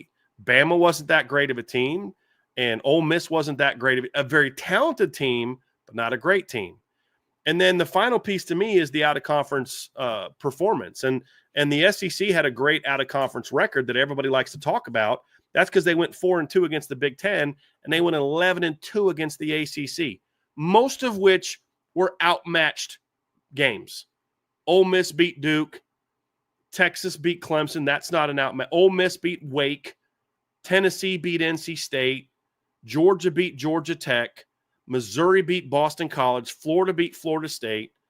Most of those were games where you looked at it, Sean, and you say, those were outmatched teams. They won a lot of, Clemson getting beat by 3 teams made it bad. But, Florida, Miami beat Florida. Cal beat Auburn. And then they went 5-2 against the Big 12. 4-2 against the Big 12. They went 4-8 against the Big 10. And the reason that means something to me is not just the 4-8.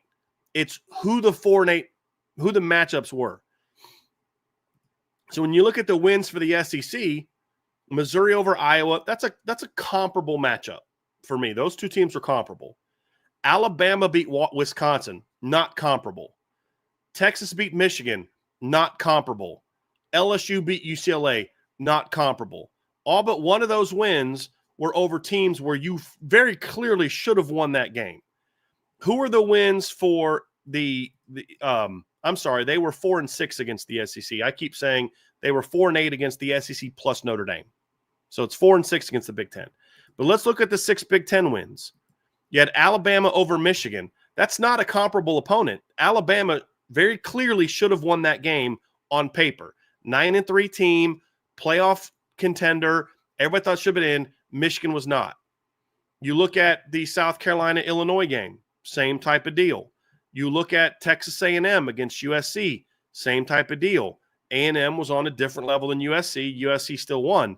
Tennessee, Ohio State. So some of the arguments will be, well, those games don't mean as much because those were bowl games. Nonsense, because South Carolina did not have a bunch of dudes sitting out that game, number one. Okay, so let's look at the games that we do know matter. We do know mattered. Tennessee and Texas both got beat by Ohio State. Let's talk about the when you look at like earlier in the season, USC against LSU. Comparable opponents. Matter of fact, LSU was ahead higher in the SEC than what USC was, and USC wins that game.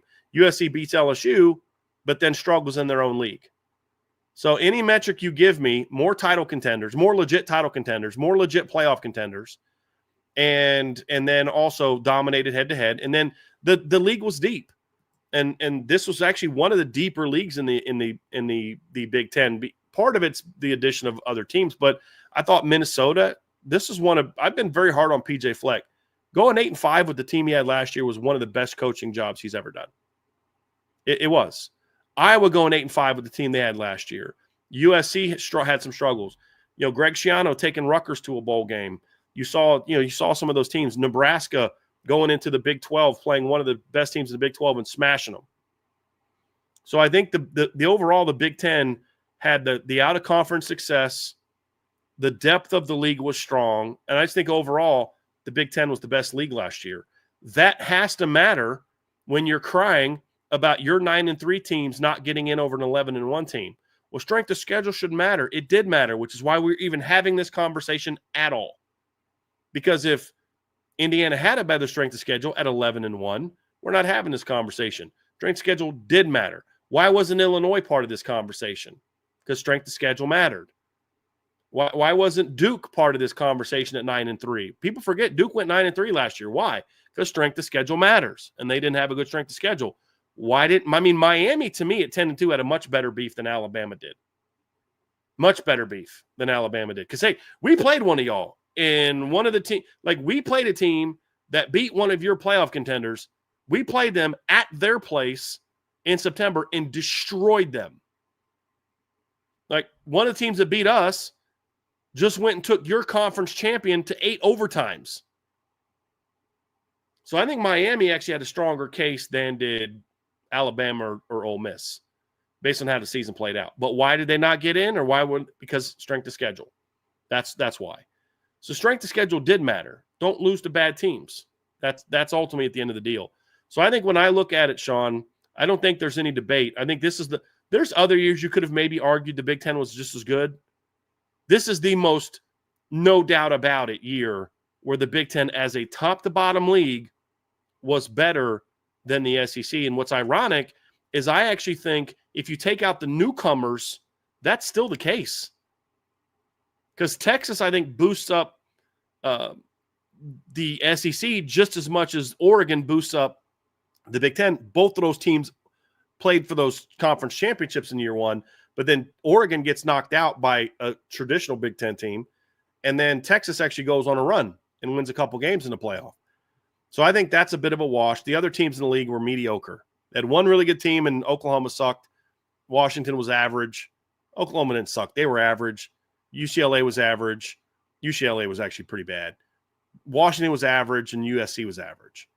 So I don't think the new teams really had any impact, because if you take Oregon out of there, I don't think the story changes a whole lot when it comes to the depth of the league, because you'd also have to take Texas out of the SEC. And I don't think that changes the like for now. It's okay. Georgia versus Ohio State. Who's better? Number one. Well, it's clearly the Big Ten is. Who's better? Number two, Tennessee or Penn State? Clearly the Big Ten. Now we get into, okay, well, who's your number three? Indiana versus Alabama. Again, we're having that same conversation. Illinois versus Ole Miss or South Carolina. Well, we have evidence that Ole Miss could play with those teams. And we also know that Brett Bielema can get inside Shane Beamer's head when he needs to, just like, Marcus Freeman and them did in 2022. So I think this is a very clear year where the Big Ten was a better league than the SEC. Now the question is, Sean, what about 2025? And this is where I'm very curious, because this is where we did not talk. We both knew coming in, because of our conversations, that we both were going to take the Big Ten in this conversation. We have not had the next one off air. So now I'm very curious, projecting what you think about how 2025 is going to go. Now, who do you think the best league is going to be in 2025? Well, I'm going to use these numbers to kind of project, because I think what happened for both leagues is that the additions that were made actually bolstered Tier 2 to help make the overall resume better for both the SEC and the Big Ten. If you look at the numbers from 23 versus 24, There were added teams that were above 500. If you want to call them the tier 2 or the middle class of the conference, that's fine. I think the issue with the SEC and their narrative is that the narrative was based upon success in championships, like we said, by 3 major programs.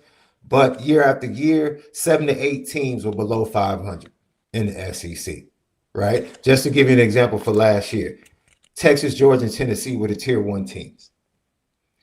Those are 6 possible games that could have been played between those 3 teams. They only had 2 matchups between those 3 teams. Georgia was 2-0, Texas was 0-1, and Tennessee was 0-1. Georgia beat both Texas and Tennessee, and this is a down year for Georgia. So you're talking about the other teams that were considered tier 1 teams in 2024 within the conference. They both were beat by a Georgia team that was not at their best, which tells me that even though Texas made it as far as they did, Texas still has some hurdles within the conference to jump over, namely in Georgia, to prove that they are the creme de la creme. But let's go deeper into it. Those 3 teams, Texas, Georgia, and Tennessee, you talk about eating and feasting on the bottom of that conference, the bottom half of that conference that was below 500. Yeah, 15-1. 15-1 against the rest of the conference. And those 3 teams were 2-2 against the tier 2 teams. Your top 3 teams were only 500 against the tier 2 teams. And this is how nuanced it can be, Brian. Let's look at Florida. Florida was 4-4, but they're considered a tier 3 team at 4-4. But 3 of their losses came to Texas, Georgia, and Tennessee. Mm-hmm. Like they lost in early in the season before they really made the change to DJ Lagaway. And I think they were tied with Georgia when DJ got hurt. When DJ got, they might have had the lead. I think they led, I believe. So they were 2-1 against the other two tier 2 teams, and then they only had 2 games against the bottom of the SEC. Now let's look at Missouri, who most people feel like, oh, Missouri, they bowl well for the SEC. That's a really good program. They're a tier 2 SEC program, really competitive.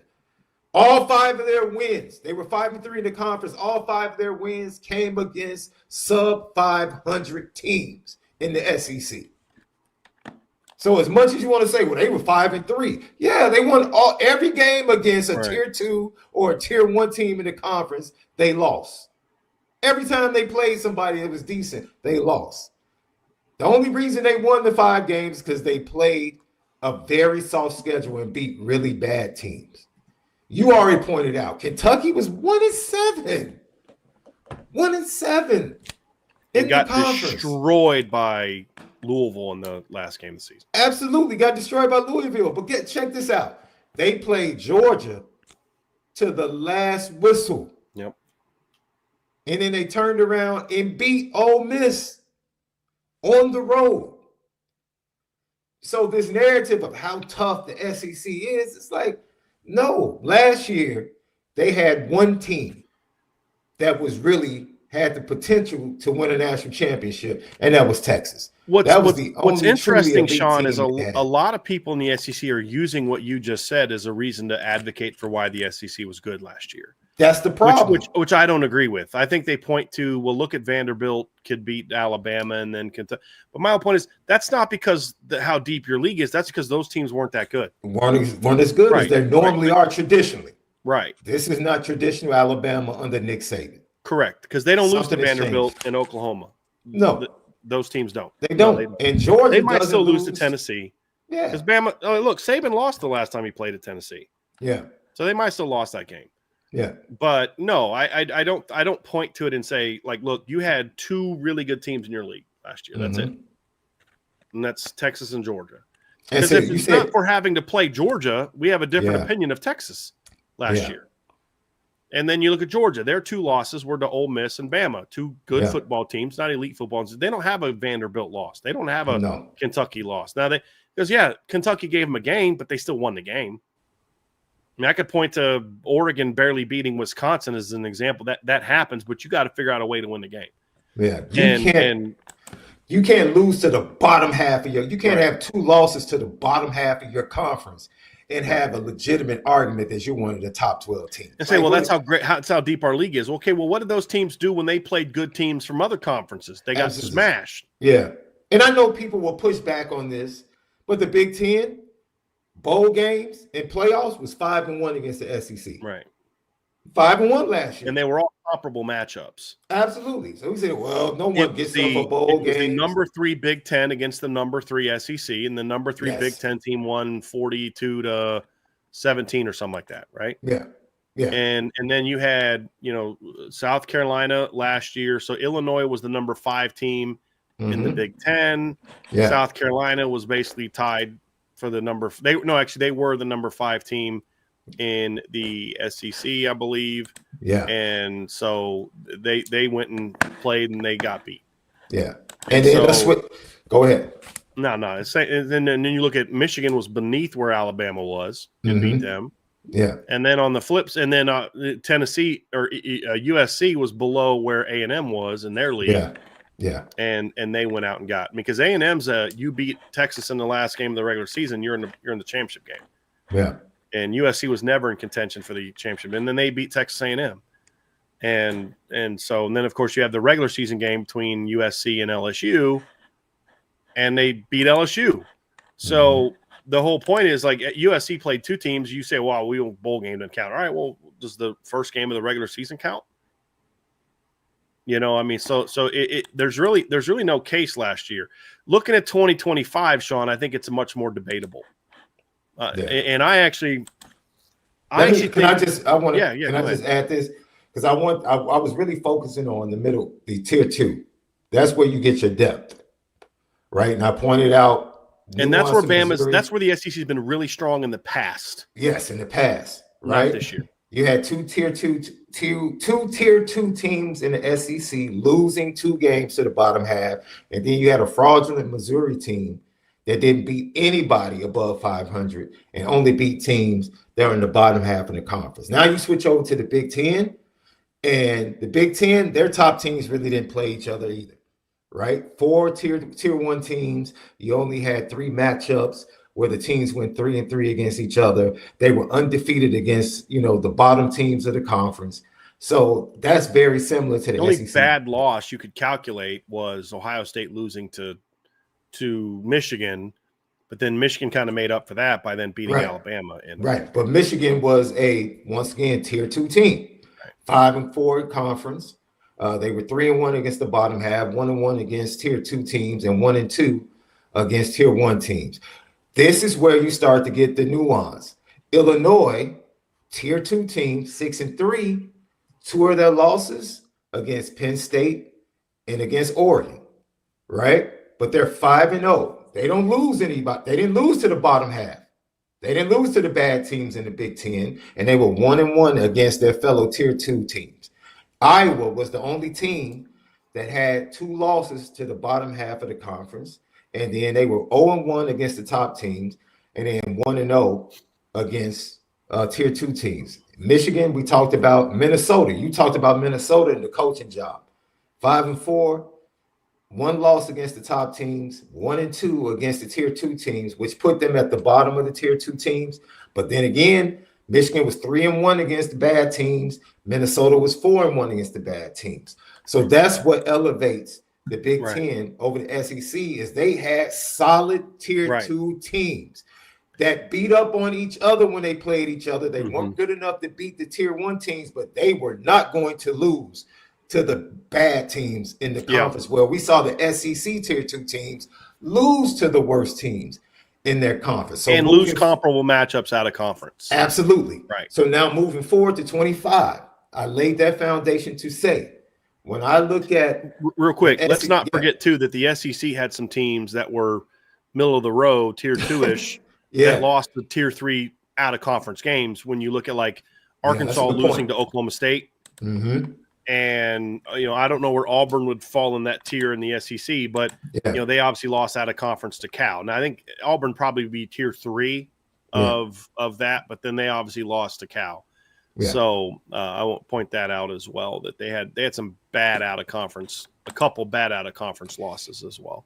Yeah. Regular season, by the way, those were not bowl games; those were regular season games. Yeah. So when I look at 225, let's start the SEC.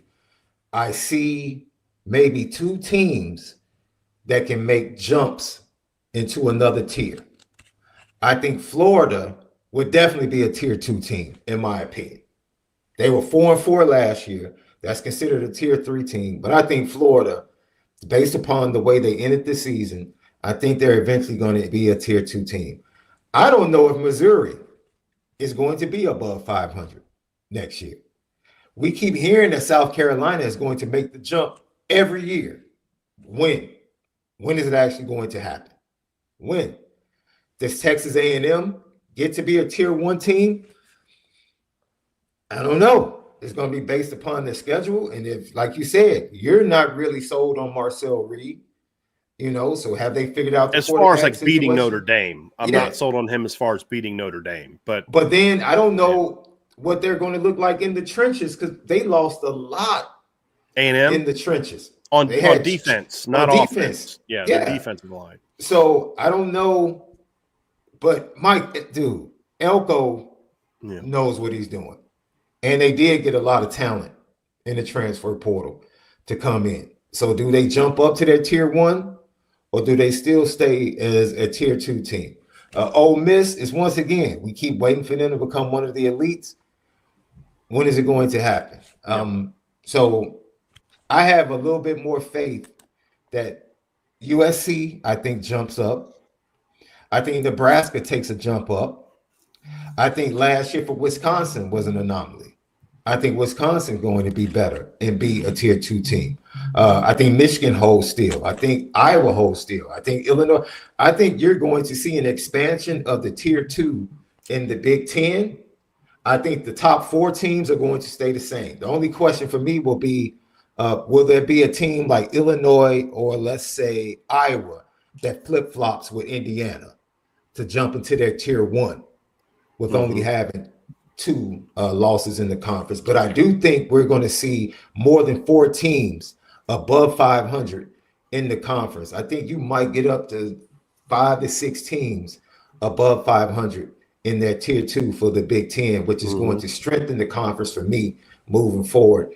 And I'm going to lean towards the Big Ten in 25. It's going to be interesting because you have teams like LSU and Alabama that are traditional powers that can really change the landscape if they return back to their form traditionally.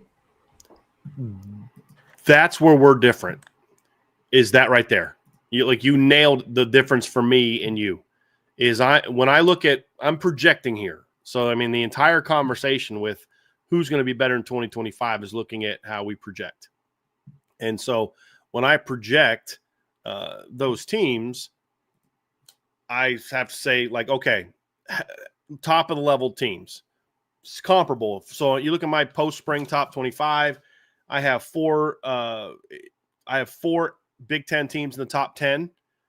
Ohio State number 1, Penn State 3, Oregon 7, Indiana 9. I have 3 SEC, 4 Texas, 5 Bama, 8 Georgia, but I have A&M 11 because I actually like the A&M team. And then I have Illinois 13, Nebraska 19, but then I have LSU 12, Florida 15, South Carolina 17. So I have one more SEC team in the top 20 than I have in the Big Ten. I look at legit title contenders. I think there's 3 legit title contenders in the Big Ten: Ohio State, Penn State, Oregon. And I think there's 3 title contenders in the SEC: Texas, Bama, and Georgia. But when you look at my ranking, a lot of it is based on teams that struggled last year bouncing back. I have LSU preseason top 12. If I'm wrong about LSU, this changes the narrative a little bit. And I don't have USC taking the kind of jump that I have USC taking. I have Alabama taking a big jump. I have them kind of getting back into being a title contender this season. If I'm wrong on that, this changes things because there's more certainty with Ohio State, Penn State, and Oregon because they proved it last year. Alabama did not under new coach, because what Alabama did before last year is irrelevant because Nick Saban's not the head coach anymore. But I'm very high on Kalen DeBoer, so I think Bama's got a shot to be that kind of team. I have Penn State ranked ahead of Alabama because of the certainty of it. if they play in the playoff, I'm taking Bama because that means Bama answered the questions that I think they're going to make. I just couldn't put Bama all the way that high. Sean, I'll have to send you my bracket. I did my playoff prediction bracket. I have to send that to you. You'll understand where I'm going here. But I think Alabama is a legit title contender this year if I'm correct about some of the questions being answered. And so when I look at this, I have to say I feel like those three are on par with the top three in the Big Ten. Because even though I have Ohio State number one, you know the only reason I have Ohio State number one is because of my philosophy of you're the champs until somebody beats you. If I didn't have that philosophy, I don't have Ohio State number one. They've got a lot of questions to answer. I'd probably have Texas ranked, ahead of them. I have Penn State ranked ahead of them now because of what's coming back and the things that we know to be true. But if Texas gets some of those questions answered and they play in a playoff game, I'm probably taking Texas. That's kind of how I look at it. So I think the top level is comparable. I think there's a little bit more depth in that second group, but it's 7 versus 6. Here's ultimately what does it for me. I think there was a couple teams in the Big Ten last year, Sean, that had seasons that I don't know that they're going to necessarily replicate those seasons. I don't know that Minnesota is going to be as good as they were. I don't know if Rutgers is going to be as good as they were. And then it comes down to, I think there's a couple teams that could be better. I think that Michigan's going to, is going to be a better team, but the record's going to be comparable. Then you get to, does USC get better? Is Washington going to be better? Those are the teams that the Big Ten needs to step up to still maintain that number one status. I'm not as sold as those teams. The one team that I think takes a big jump this year is Nebraska, who I have at 19. But that's part of that 6 versus 7 conversation. They need them to take a big jump this year. They need a Wisconsin or a Michigan State and a Washington to make jumps. When I look at the SEC, I'm more confident that some of those teams from below are going to make jumps. I'm more confident that Bama jumps back up and LSU jumps back up. And I'm confident that Ole Miss is going to kind of somewhat maintain what they were, more so now than I was in my postseason or way too early top 25. I like Florida bouncing back. I think Missouri comes a little bit back to life. I think Oklahoma's going to be better. I'm not in the whole Oklahoma's going to be a top 10 team nonsense. I don't even have them in the top 25, but I do think Oklahoma will be better than maybe where they were. And I like this Auburn team to be an improved team. I think this is going to be a bit of a vintage SEC season from a depth standpoint. What the SEC doesn't have this year, and what makes this even debatable for me is I don't think it's a vintage SEC team from a top standpoint. Depth-wise, it's a vintage SEC season because I think you're going to have like 9, 10, 11 teams that are going to be pretty good, meaning like they're 8-win teams. If you put them in another league, they're probably a little bit better. What the SEC also used to have is they also usually had the 1 or 2 best teams in the country. That is the thing that I'm not as certain of this year, which makes it comfortable. So when I look at teams 8, 9, 10, 11, and 12, 13, 14, so avoid the bottom 2 in the SEC and then the bottom 4 in the Big Ten, because some of the people saying like, well, the SEC, the bottom of the SEC is not as bad as the bottom of the Big Ten.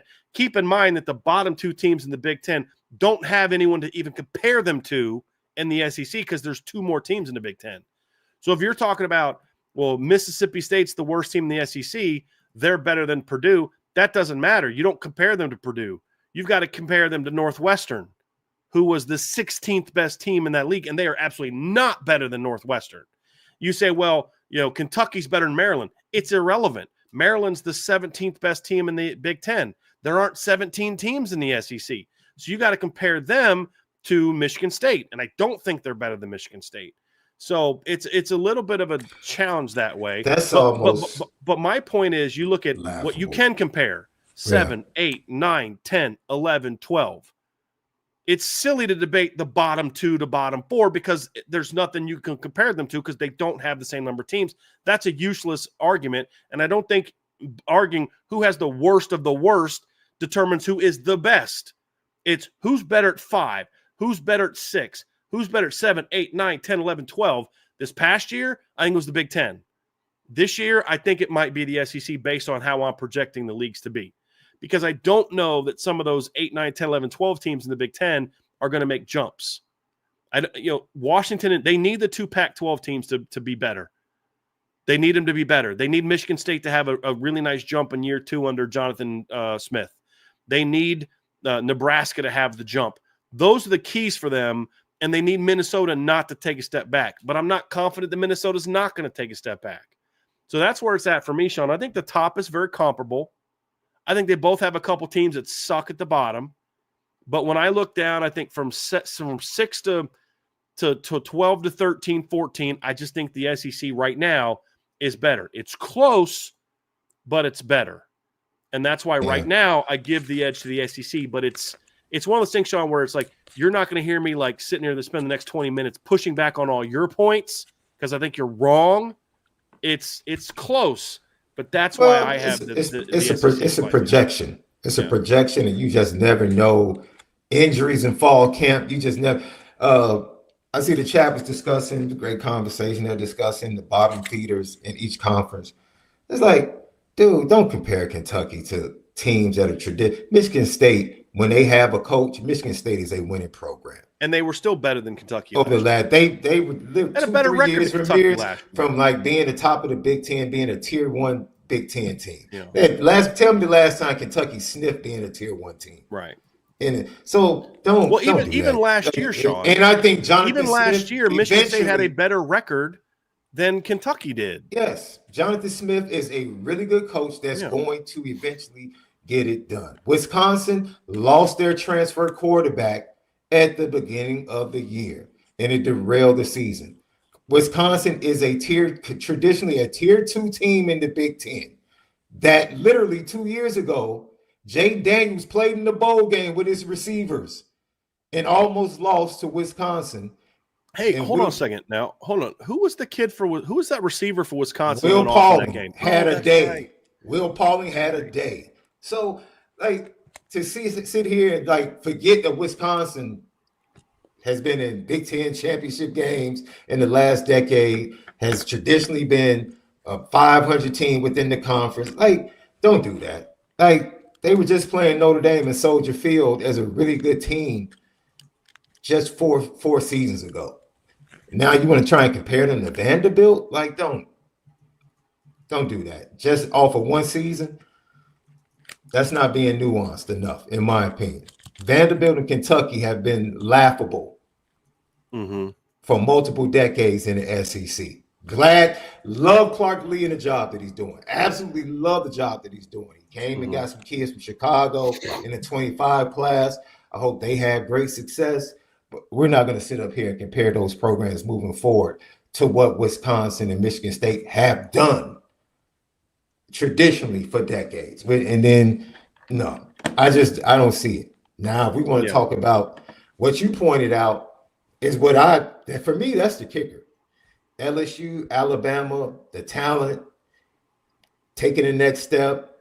It's about assuming Florida makes a jump. Yeah. It's you know what I mean? It's I think Florida is going to make a jump because I pointed out, dude, three of their losses came against the best of the best. And with the exception of the Texas game, I think they were those late season losses were competitive outside of the Texas game. Absolutely. So you can almost see that coming from a talent standpoint and the culture being developed. They were young. They were very young. And now they get their quarterback back with a year under his belt. I mean, I think we said going into last year, Sean, I think you and I said this. If they go to a bowl game, it's a great coaching job. Oh, absolutely. Now they go to a bowl game, they won 8 games. I mean, that was a really impressive coaching job that he did last year. Yeah, really impressive coaching. Absolutely. We're talking about last year, but you can't talk about last year without nuance. Yeah. You just can't say, oh, Wisconsin lost their top 2 quarterbacks, and then just point to, oh, they were awful. No, that's not what Wisconsin is. If Wisconsin had their top 2 quarterbacks, they would have been traditional Wisconsin, which is above 500 in the conference. They would have been Tier 2, and they wouldn't have been Tier 1. This is the same Wisconsin team that had a fourth quarter lead in the middle of the fourth quarter against Oregon. They don't get it. Oregon went up there and almost lost in November. I'm very curious how Billy Edwards is going to do at Wisconsin. I'm not the biggest Billy Edwards fan, but it just depends on, do they go back to playing Wisconsin football? That's the question. That was the biggest mistake that he made, and you and I talked about that at the time. Is he tried to take Wisconsin into this air raid era, and that's not who Wisconsin. That's not should Wisconsin be. football. Not only that, but you can't recruit to that at that school. You can't. Yeah, you can recruit to big boys. What does Wisconsin do? They produce a lot of offensive linemen. Yeah, Notre Dame has signed 2 really good top 100 caliber offensive linemen from Wisconsin in the last 4 years, in Billy Schroth and Owen Streebig. You're going to produce cats like that. You're going to produce Corey Smiths, like at running back, the kid that went to Penn State. You're not going to produce a bunch of wide receivers and quarterbacks that can sling it all over the field. My question for Wisconsin this year is going to be: Will Paulding was a leader on that team and in that program. So, who are going to be the leaders for that program? And like you said, what changes do they make? Do they go back to more traditionally what they're used to? Which is why you have to respect. We're both excited to see Iowa with a quarterback that we think is going to be like, we always say, if Iowa just had decent quarterback play, we know what Phil Parker is going to do with that defense. If they can just get average quarterback play, they should be pretty decent. And so this year is one of those years where we really believe in the kid that they have transferring in, and they're going to be exactly who they are. That goes back. They're not going to change who they are. Iowa knows this is the way we have to play in order to win and be successful. And for the most part, they're locked in as fluctuating between being a tier 1, tier 2 team. In 23, they were a tier 1 team in the Big Ten. And in 24, they went down to being a tier 2 team with all of those issues. That is that's something that's going to be very interesting. I'm on board. I try not to be biased, being in Big Ten country, but I just really believe that Alabama and LSU hold the key. I think Alabama and LSU hold the key. I think A&M's part of that conversation too. Yeah, but I think A&M is like maybe another year away. I think A&M eventually. What I mean is they got to be a top 15 team this year. Not in title contention. They got them being a top 15 team gives them that legit high level tier 2 team that I don't know they have. End of the season or end of the regular season? Okay. They all go together for me.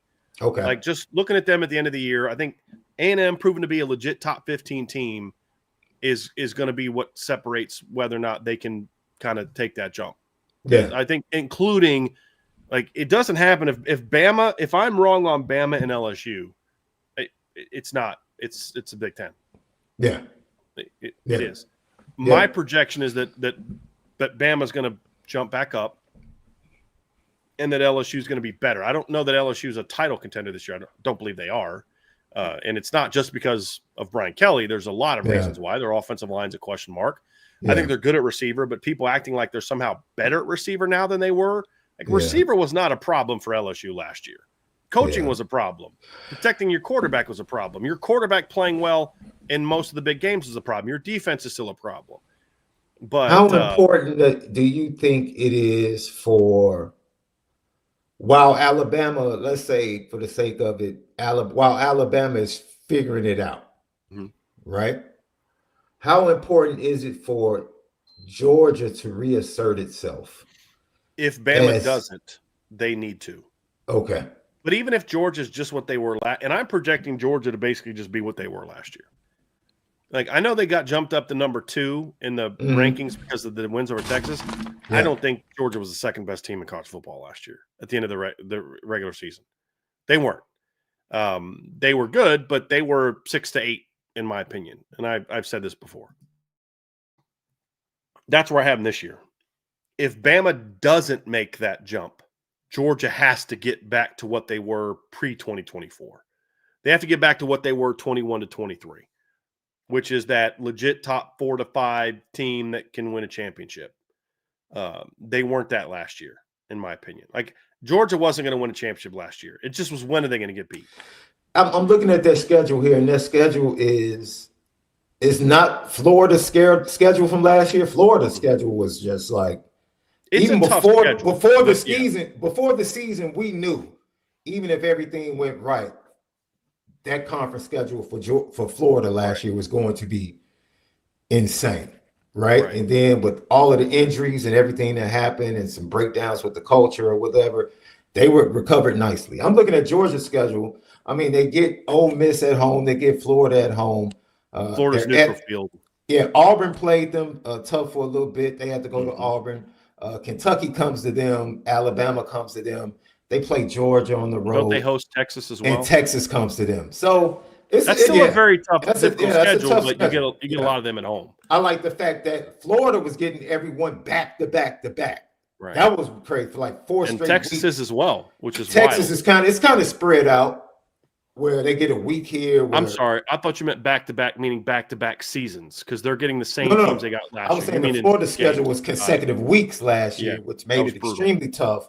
Yeah. And this year, Georgia has tough games, but they have some games in between those tough games. Yeah, that helps. And they get 3 of the major games at home, which helps as well. And then the 4th is a neutral site field game. The Florida game's in Jacksonville. Well, yes, yeah, actually, I don't know if it will be in Jacksonville this year. I don't know if it's going to be back to Jacksonville this year or next year because they're doing all the construction there, but it is a neutral site game. Yeah, and heck, they almost slipped up. They almost slipped up against Georgia Tech at the end of the season. At home. At home. And Georgia Tech's played them tough under Brent Key, so that's going to make that interesting. They do have back-to-back tough games against Tennessee and Alabama, but to your point, they have the bye in between them. Yeah, they got to go to Tennessee. That's going to be an interesting game too. I don't have Tennessee in my top 25. That's another team that we did not mention. That them getting back to what they were last year is another key, because part of the reason I have like all the teams that were good in the Big Ten last year, I'm still projecting them to be good. That's not true in the SEC because Tennessee was a playoff team last year. I don't have my top 25. And it's not because of the quarterback situation. I actually think there's a chance they might be better at quarterback this year, production-wise. I'm not saying he's got the same talent level, but production-wise, it's all the other things they lost. The O-lineman, Dylan Sampson, the receiving corps is being remade. They lost some really good players in the D-line. That's where my confidence level on 10. And I think they were honestly a little bit of smoke and mirrors last year. They had some wins that you're just like, they were very fortunate to win that football game. And so I think I don't know that Tennessee being a top 20 team again, I think is another thing that could help them. Like right now, Sean, I've got Ohio State, Penn State, Oregon, Indiana, Illinois, Nebraska as top 20 teams in the Big Ten. Who's that next Big Ten team, in your opinion, that could maybe jump into the top 20? Is it maybe Iowa, maybe USC, maybe Washington? Whereas, where do you have definitely USC, Washington? I'm not. It's funny is I have more confidence in Washington this year than I do USC. Oh, they were 4-5. Washington I think Washington beat them at the end of the year, right? Last year. Washington doesn't lose at home. They just couldn't win when they went away from home. Went away from home. Yeah, and so that's in the Big Ten. If they'd have played at USC, they would have lost. Yeah. I don't count that. They got that game at home. Yeah. That is those are two teams that definitely take a step forward. For me, I'm going to be watching. It's going to be very interesting.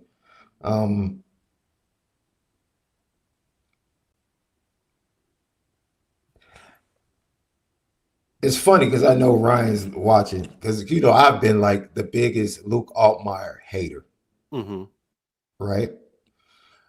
But he is really getting a lot of respect. Oh yeah, nationally, and I get it. 3 years in the system, really came along, played really well, made big time plays against South Carolina when it was needed. I've been his biggest detractor, but I think he has become somebody that can be a quarterback that ultimately perfect Brett Bielema quarterback. Yes, to get Illinois into that tier 1 event because Illinois what we've always said State. Iowa is missing. Yes, yeah. I think he has become. He's definitely.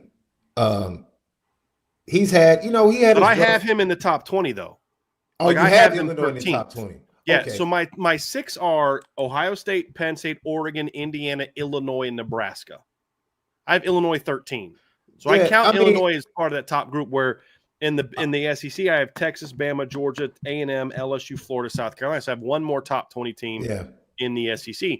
So my question is then, is there another Big Ten team that could jump? Because I can point to several SEC teams that could make that jump. And my argument is, so like Tennessee could maybe get that jump. Maybe Oklahoma makes that jump. Could Missouri get bounced back? Auburn could be better. Like that. That's kind of, I don't have Ole Miss in my top 20. They're a team that could jump back in. That's my point, is if the Big Ten is going to maintain its hold on being the top team, two things that could hurt that one thing that could help them is Bama. I'm wrong on Bama and LSU. That's number one. Yeah. Number two is they're going to need multiple teams from the group of Iowa, Michigan, USC, Washington, Michigan State, Wisconsin. They're going to need 2 or 3 of those teams to jump into the top 25-ish, top 20 area. Yeah. In order to still, like I said, the difference isn't 1, 2, 3, and 4 or 14 to 16. No, I said 3 teams. I thought that they would expand on their tier 2 teams this year. That's my expectation. Right. Yeah. I think I thought USC would have a chance to tap in. I thought that Wisconsin, like I said, because of the injuries, that's not your typical Wisconsin team. I think Wisconsin would be a tier 2 team. And then, like you said, Washington is another team to watch out for. Let me tell you another team. And this is just me going off of the coach that I know is a great developer of quarterbacks and him establishing his culture. Mm-hmm. Jonathan Smith could get to 500. I just don't know. Correct. I don't know if the roster's there yet for that is the biggest question. 20 jump, 25. Right. I'm not sure what they got in the portal. Yeah. Your points about those teams were spot on. I received them. I'm saying, but that's what's going to determine, in my opinion, if they can be as good as the SEC this year. Right. We agree on last year. I don't know that we agree on 2023. We have to have that conversation another time. But this year, I think that's the difference. I think the top level teams are within a spot or two of each other. Mm-hmm. If I'm wrong on Bama or LSU, that's a huge boost to the Big Ten. If I'm right on them, that's where I think the Big Ten really needs those 7 to 12 teams to really show growth and not be 6-6 teams, but be better than that. And that's why I mentioned that 22 national semifinal game as we start to see the gap closing. Because even if we disagree about 23, the gap is closing. Right. Oh, 100%. And then 24, the Big Ten. Yeah, you look like 19, like 18, 19, 20, 21. There's only one team in the Big Ten that could compete with them. Yeah. And that's what I think what's changed is I think Penn State's gotten better. Mm-hmm. I think getting Oregon into the league was bigger for them than even getting Oregon into the Big Ten was bigger for them, big picture, than adding Texas was of the SEC. Because the SEC still has Georgia, they still have Bama, they still have LSU. I mean, these are all teams that won a title in the last 6 years. They still have Texas A&M, they still have Florida, they still have Tennessee. Where the Big Ten for a lot of years was just kind of Ohio State, and then it was Ohio State and Michigan. And then kind of Penn State. Yeah. Oregon getting thrust into that is like now because the thing is, outside of Ohio State, most of those teams couldn't compete athletically with the Big Ten teams. Yeah. And the only reason that Michigan was able to beat Bama, in my opinion, is because that was not one of the more athletic Alabama teams. It was not a very good Alabama team, in my opinion, in 23. Which factors into partly why the gap was closed, because the Bama fall off happened before Nick Saban left. Kalen DeBoer didn't inherit a surefire, no doubt about it, national championship team. You know what I mean? And so all of a sudden, boom, there you go. It was Ohio State and then everybody else. And then Michigan kind of somewhat creeped, and then Michigan falls off, then Penn State replaces them. You take Oregon off of this list, and now all of a sudden it's your number 3 is Indiana. Mm-hmm.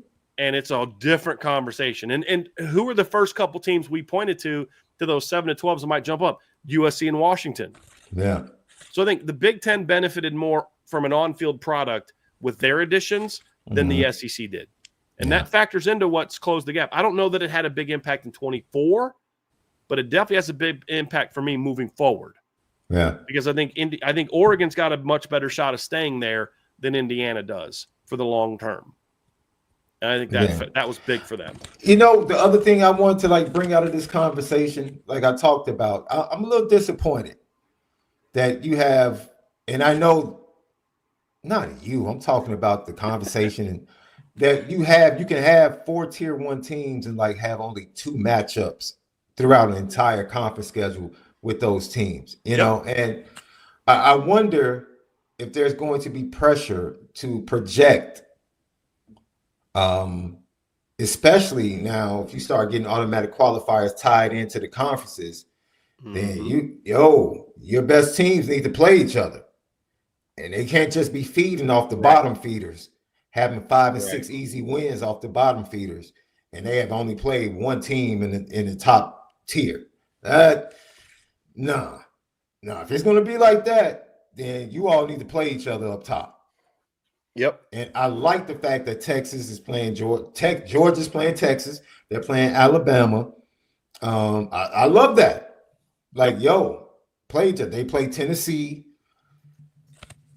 And I like Florida, they play every year. Georgia really is that program that they're battle tested. Like you get a Texas is the one that I'm confused as what they're doing.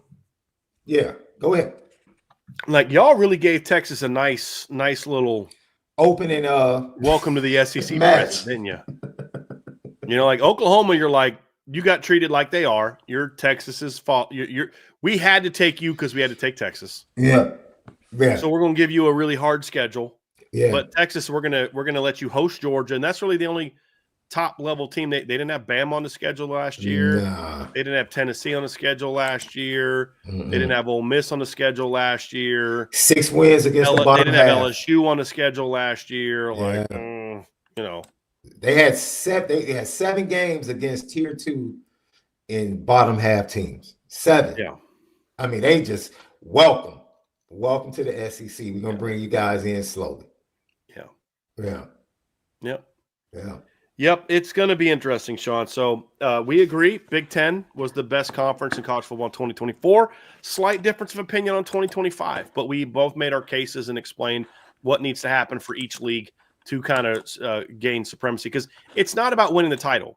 If Notre Dame would have beat Ohio State by 30 in the title game, my answer doesn't change. They were still the best league top to bottom, because I've always said that about the SEC. Just because you had the best team doesn't mean you were the best league every single season. It's you just happen to have the best team that year. Like, did anybody think that, in 2013 that the ACC was the best league in college football? Or did anybody think in 2018 the ACC was the best league in college football? They had the best team. They weren't the best league. That only applies when it's the SEC, it would seem. And that's my point is, if Notre Dame would have beat Ohio State this year, my answer on who the best league is does not change at all, because Ohio State would still be better than anybody else in the SEC. They're still better than anybody else in the Big 12 in the ACC. And it's really about the entirety of your league. Winning a championship is a little feather in your cap, but it's not the end all be all. So if the best team in the Big 10 is better than the best team in the SEC, it doesn't mean that the Big 10 is a better league than the SEC, and vice versa. But I think it's going to be about the depth is going to be big, and that's going to be the challenge for the SEC this year. Is your depth legitimately better? Not because a couple teams had really crap easy schedules that they could kind of walk through, but is it legitimately better? And that's the question. And with Texas, like, I think Texas is going to be really good, but I don't know that we're going to really know that till the Georgia game. Because they play at Ohio State, but that's an Ohio State team that's going to look way different. Like, if you're going to play Ohio State, week 1 is the time to play Ohio State. Absolutely. Because you don't want that team in November, in my opinion. I could be wrong, but that's my opinion. And after that, it's San Jose State, it's UTEP, Sam Houston, at Florida, good team, Oklahoma on a neutral field, at Kentucky, at Mississippi State, Vanderbilt, bye week, and then Georgia. And then after that, it's at home games against Arkansas and Texas A&M. So they definitely gave Texas a very nice welcome to the SEC present. And Alabama, too, is also not like – they're not quite like Georgia, but they're playing a challenging schedule. They got to play at Georgia, at Missouri, home against Tennessee, at South Carolina, home against LSU, and home against Oklahoma, at Auburn. So, like, that's a challenging schedule, too. And Alabama, to their credit, plays at Florida State in non-conference and home against Wisconsin. So I think you're seeing some of those teams, but that's the challenge when you have 16 to 18 team league, Sean. It's impossible to do that. And I want to know what pull Penn State has on the decision makers in the Big Ten, why they keep getting the schedules they get. They get like two really good teams and then a bunch of nothing every year. That's what I mean. That's the disappointing thing about these conferences, man. Let your best teams play each other. Right. Let your best teams play each other. And I just wonder with the expansion if we get even more watered down schedules. Right. I hope not. You know what's going to change that is if Georgia keeps getting beat in the first couple rounds. Because they're going to look like, hey, our league schedule's not preparing us for the playoff. The first year, it'll be, well, we beat each other up. Second, third year, it's like, okay, what's going on right now? Maybe we're not preparing ourselves. Who are the teams getting beat? It's these teams that have these softer schedules and then they just don't get challenged. Yeah. Or their month of November was soft and they're not getting challenged. I think those are going to be the keys. So anyway, well, Sean, that was great stuff, man. I appreciate that. We're going to have some fun next week. We will get into a lot of different superlative summer. We're going to do our conference predictions. We're going to do our Heisman candidates, and we're going to have a ton of stuff. Sean, I think next week, I think the topic that one of the topics you came up with today that I think will be a lot of fun for next week is just kind of diving into some of the win totals. Just looking at some top win totals. We'll talk about Heisman contenders. Is college football more competitive now than it's been? Is it going to remain? That was a great topic that you brought up as well. We'll have some fun with that. And then, of course, we'll get back to some recruiting. I think we're going to talk. How do you feel about talking O-line next week, Sean? A little O-line recruiting overview next week. That'll be fun. Let's do that. I love what Marcus Freeman had to say about his O-line with Greg. Yeah, no doubt. So we're going to talk about that as well. So, hey, got everybody. Thanks for being with us today. Make sure you hit that like button, hit that subscribe button, hit the notification bell. Definitely sign up for the message board, y'all. I post there. Sean posts there. Lots of great conversation over there. You'll love it. You can find that at boards.irishbreakdown.com. Be back tomorrow. We're going to have Bill Bender on at 1 o'clock. He's going to talk about his view of Notre Dame. And then Trevor and I are going to then Bill will leave around 2. And then Trevor and I we're going to take a deeper dive into Lindy's preseason magazine like we did with Athlon. Talk about that. Wednesday, buy, so hold. Thursday, we're going to have some fun. We're going to do our all-opponent teams for Notre Dame and their like just offense, defense, and then we'll do our all-opponent teams, opponents only, and then we'll say if Notre Dame was included, who would they have? And we're going to have some fun with that. And then Friday will be our mailbag. There's a chance we won't have a show on Friday at 1 o'clock. It is Irish Invasion, so I'm waiting to see the list that we get there to determine kind of what we're going to do there, whether or not I'll be there, whether Sean will be there, whether we may all be there. It's just going to depend on kind of who's going to be at Irish Invasion. So we'll let you know for sure. So keep that in mind. We'll do some sort of show Friday or Saturday, but I'm not sure if the mailbag is going to be on Friday or Saturday. That's, Sean, why they need to have the notification bells on once they subscribe, so you'll know when we are doing show. And then, of course, I always make my explanations for what we're going to do on the message board at boards.irishbreakdown.com. That's Sean. I'm Brian. Thank you all so much for being with us today. Have an awesome rest of your day, and we'll talk to you again here very soon on the Irish Breakdown Podcast.